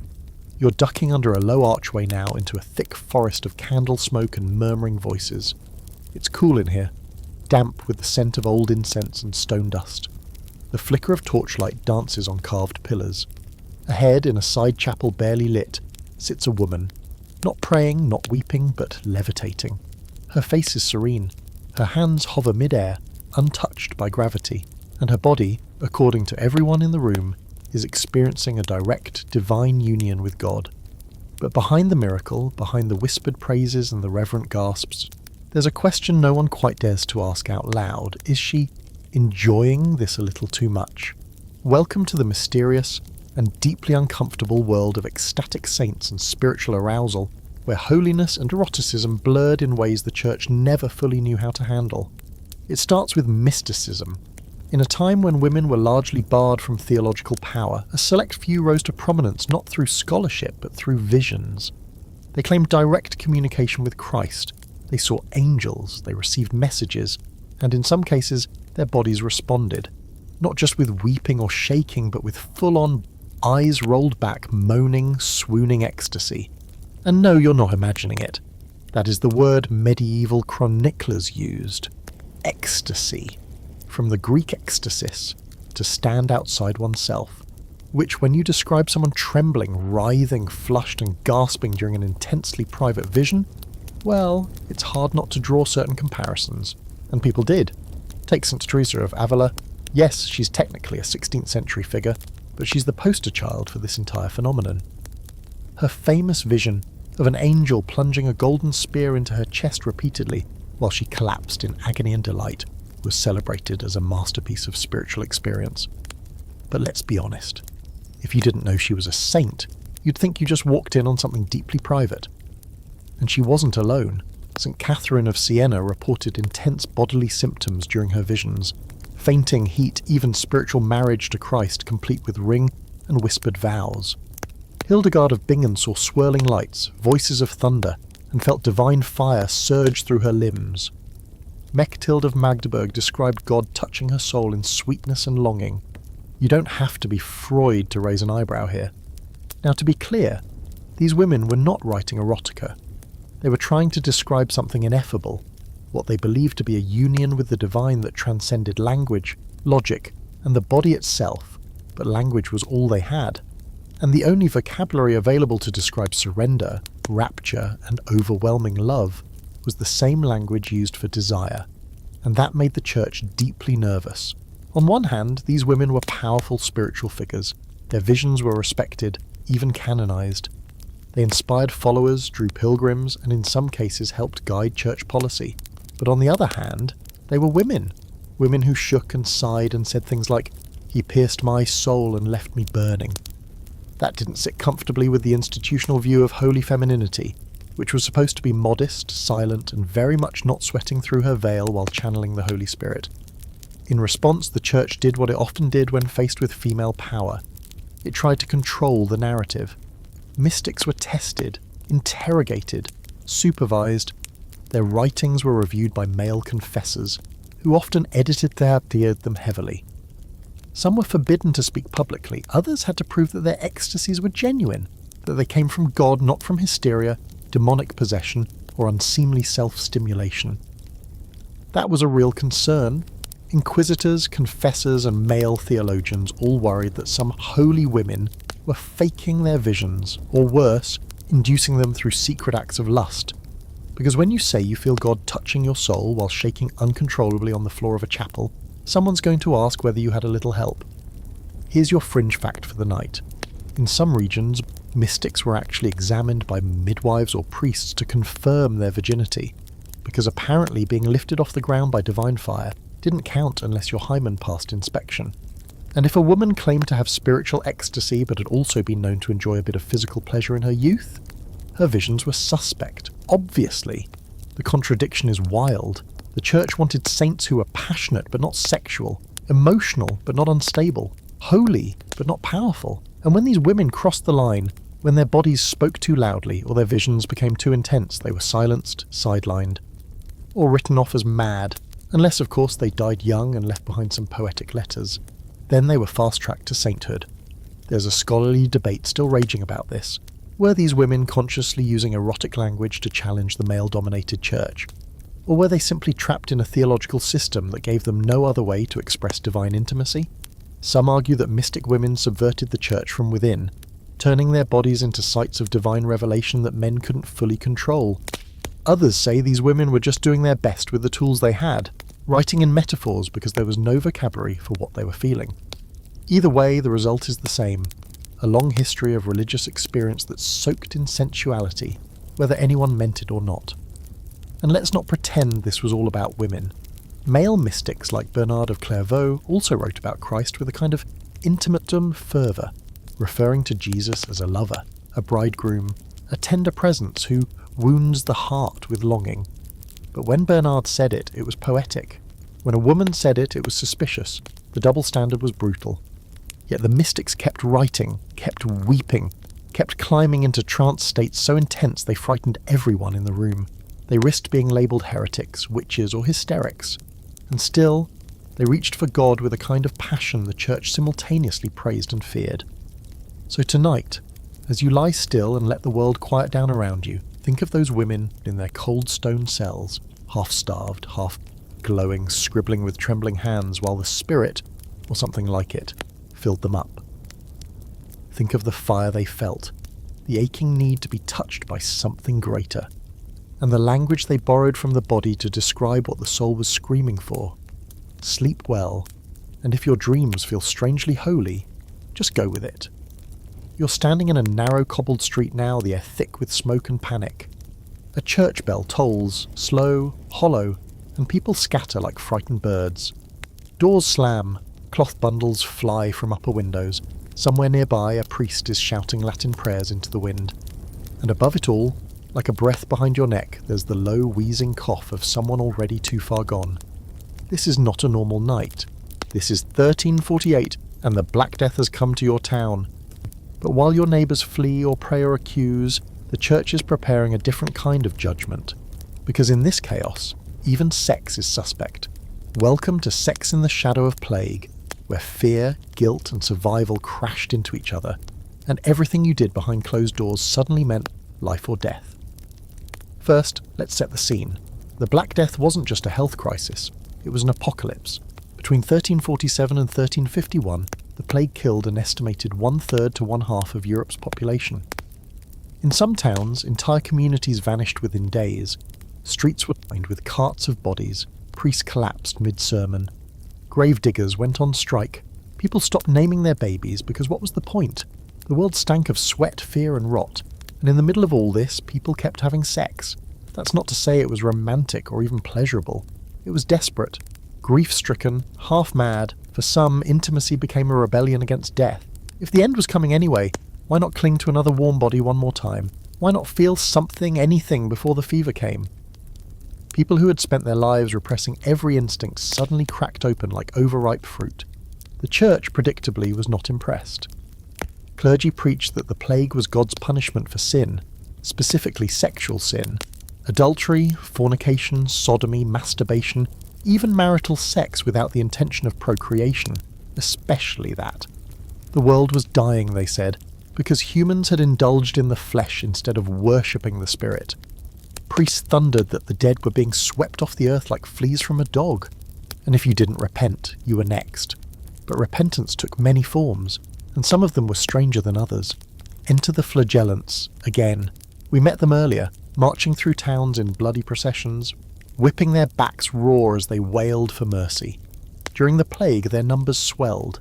Thousands of shirtless penitents stormed the roads, calling for the end of sin and the return of divine favour. They claimed to be cleansing the world through pain, but their message was clear.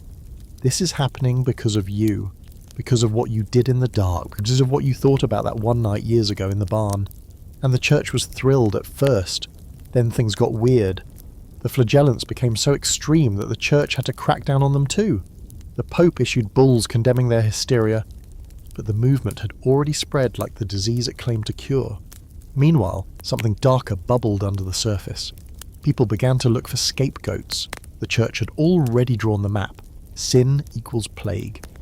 So when death rolled in like fog, it was only natural to ask, who's sinning the most? That's when women, especially single women, midwives, healers, and sex workers, became targets. The accusation that their sexual impurity had invited the plague. Some were beaten, others were driven from towns, a few were killed. In Germany, there are records of plague witches, women accused of spreading disease through lustful spells or demonic liaisons. The fact that they had nothing to do with public health was irrelevant. They were visible, vulnerable, and female. That was enough. There's a particularly chilling record from 1350. A woman was tied to a stake not because she'd sinned herself, but because she'd been seen near the church during a flagellant procession, smiling. The implication? She was mocking the penance, enjoying the chaos, a sexual being unafraid of divine wrath. That was too dangerous to let live, but not everyone tightened the chastity belt. There were pockets of Europe where the exact opposite happened, where the plague triggered a kind of nihilistic explosion of desire. With clergy dying in droves and no one left to hear confessions, people shrugged and gave in. Drinking, gambling, fornication, all of it. Some chronicles describe orgies in the fields, spontaneous weddings, naked dancing at midnight. Not joy exactly, just the final party before the world burned down. And speaking of weddings, oh, they soared. People married with lightning speed, sometimes within days of meeting. Why? Because dying unwed was terrifying. The church taught that dying in sin, without the sacrament of marriage, without a final confession, could doom your soul. So people rushed to wed, even if they'd only known each other for a week and were already coughing. Married in haste, buried by Sunday, became less of a joke and more of a public health statistic. Now, here's your fringe detail. In a few regions, the plague created temporary sex amnesties. That's right. Some local clergy, overwhelmed by the sheer volume of death, quietly suspended the usual rules around sexual confession. If you slept with someone last night, don't worry, we'll cover that later. Just get your soul right with God as fast as possible. There are even records of priests giving last rites to lovers simultaneously, blessing them as they held each other's plague-splotched hands. But the church never truly gave up control. As the worst waves of plague ebbed, it returned to its old messaging with renewed fire. The survivors were told to rebuild, not just towns, but morality. Penance became public again, restrictions on sex and marriage were reimposed, and the memory of plague became yet another tool in the pulpit. Remember what happened when you strayed, priests warned. Remember the deaths, the rot, the silence. And so the cycle of guilt began again. Scholars still debate whether the plague permanently shifted medieval views on sex. Some argue it cracked open repressive norms, if only for a while. Others believe it hardened them, making the church more dogmatic in the years that followed. Either way, the truth is this. In a time when death was everywhere, sex didn't stop. It adapted. It turned into comfort, defiance, desperation, and sometimes even salvation.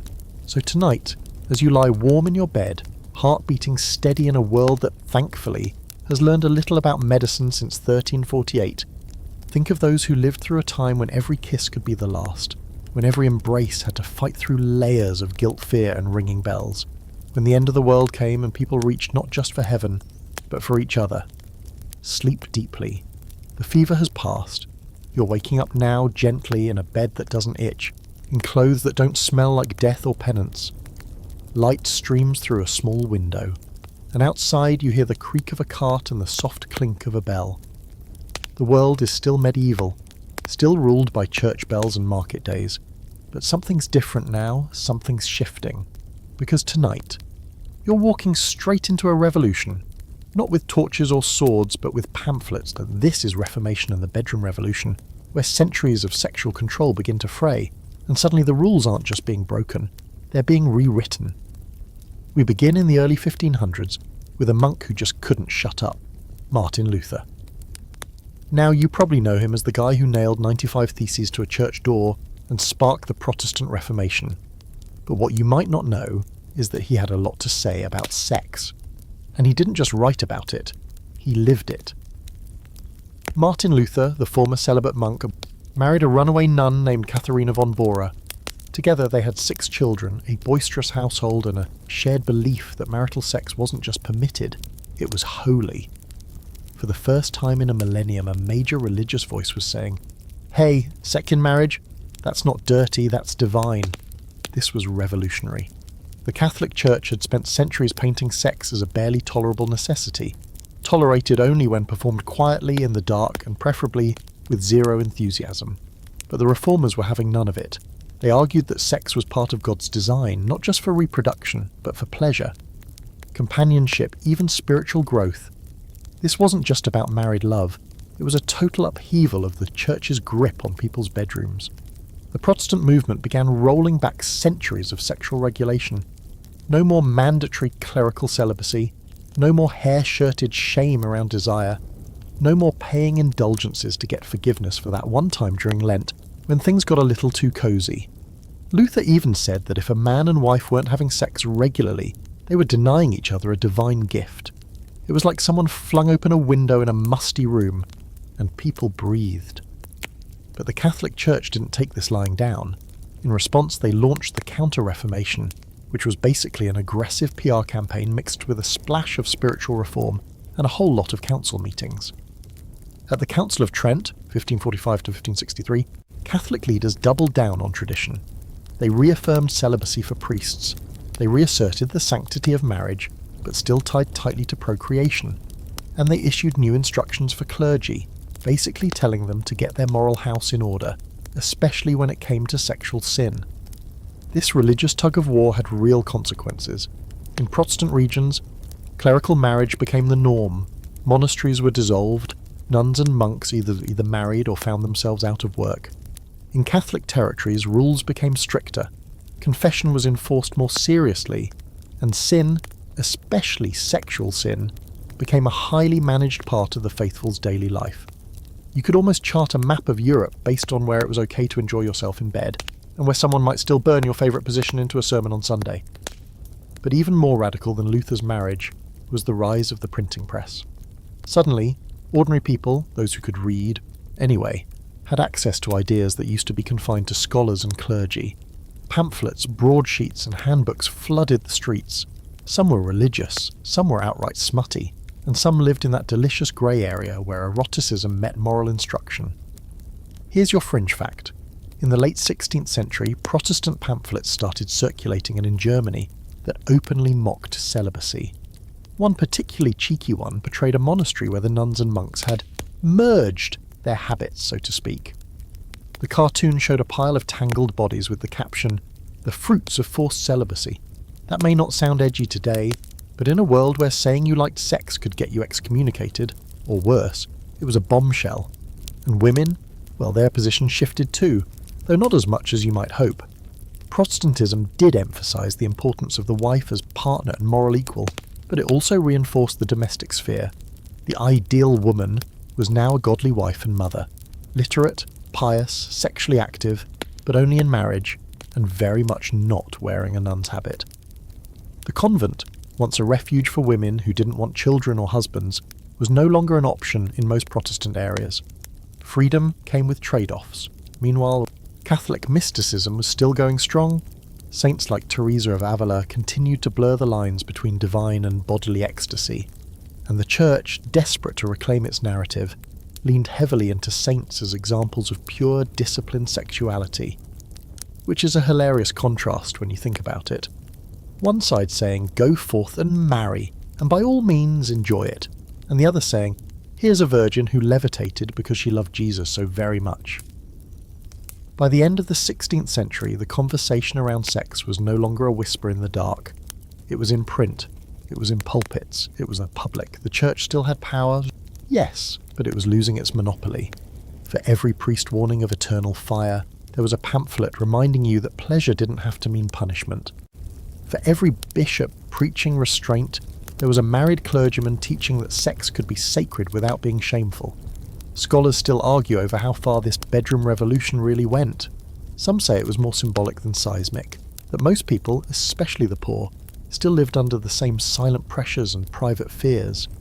Others believe it planted the seeds of modern sexual ethics, reshaping how entire societies thought about the body, desire, and morality. But one thing is certain, the Reformation cracked the facade. It forced a conversation that couldn't be reburied. It exposed the inconsistencies, the hypocrisies, the deep discomfort the Church had always harboured about something as natural, as messy and as powerful as sex. And so, as the curtain falls on our little bedtime tale, you're left in a room filled with echoes, of chants and whispers, of guilt and laughter, of prayers and moans. The Church tried for centuries to cage desire with rules and rituals, but desire is a slippery creature. It waits, it adapts, and when the doors open, even just a crack, it walks right through. So tonight here, as you tuck yourself in, remember, your body is not a sin, your pleasure is not a curse, and if you dream of saints or sinners, of monks or midwives, of revolution sparked between the sheets, well, at least you're in excellent company. And now the candles have burned low and the shadows stretch longer than they did 30 sections ago. You've wandered through cold monasteries and warm confession booths, past crumbling relics and scandalous brothels, across dusty pilgrimage roads and plague-haunted cities. You've met horny monks, whispering nuns, hallucinating saints, and enough anxious bishops to fill a wine cellar with sweat. Through it all, one thing's been clear. Sex in the medieval Church was never just sex. It was sin and salvation, punishment and power. A battlefield fought not just between bedsheets, but in sermons, scrolls, visions, and law books. The Church didn't simply want to control your actions, it wanted your desires, your dreams, your very thoughts. And when it couldn't control them, it named them deviant, dangerous, demonic. And then it wrote rules about them, thousands of rules. Some absurd, some brutal, and so weird you had to laugh and then wonder how anyone survived with a straight face. But survive they did, and rebel, and repent, and repeat. Tonight, as you lie there wrapped in modern blankets under a roof with indoor plumbing and no inquisitor looming outside your door, take a moment to marvel at how far we've come. Not because sex is no longer complicated, it is gloriously so, but because at least now it's yours. Your thoughts, your body, your choices. You don't need to memorize feast day schedules to figure out if it's okay to touch your partner. You don't have to worry about whether you're making too much eye contact on a Wednesday. So sleep softly, sinner-saint hybrid that you are. Let the ghosts of medieval guilt rest in their stone tombs. Let the saints keep their bones. Let the monks keep their dusty rules. You've heard their stories, you've learned their fears, and now you're free to close your eyes. Sweet dreams.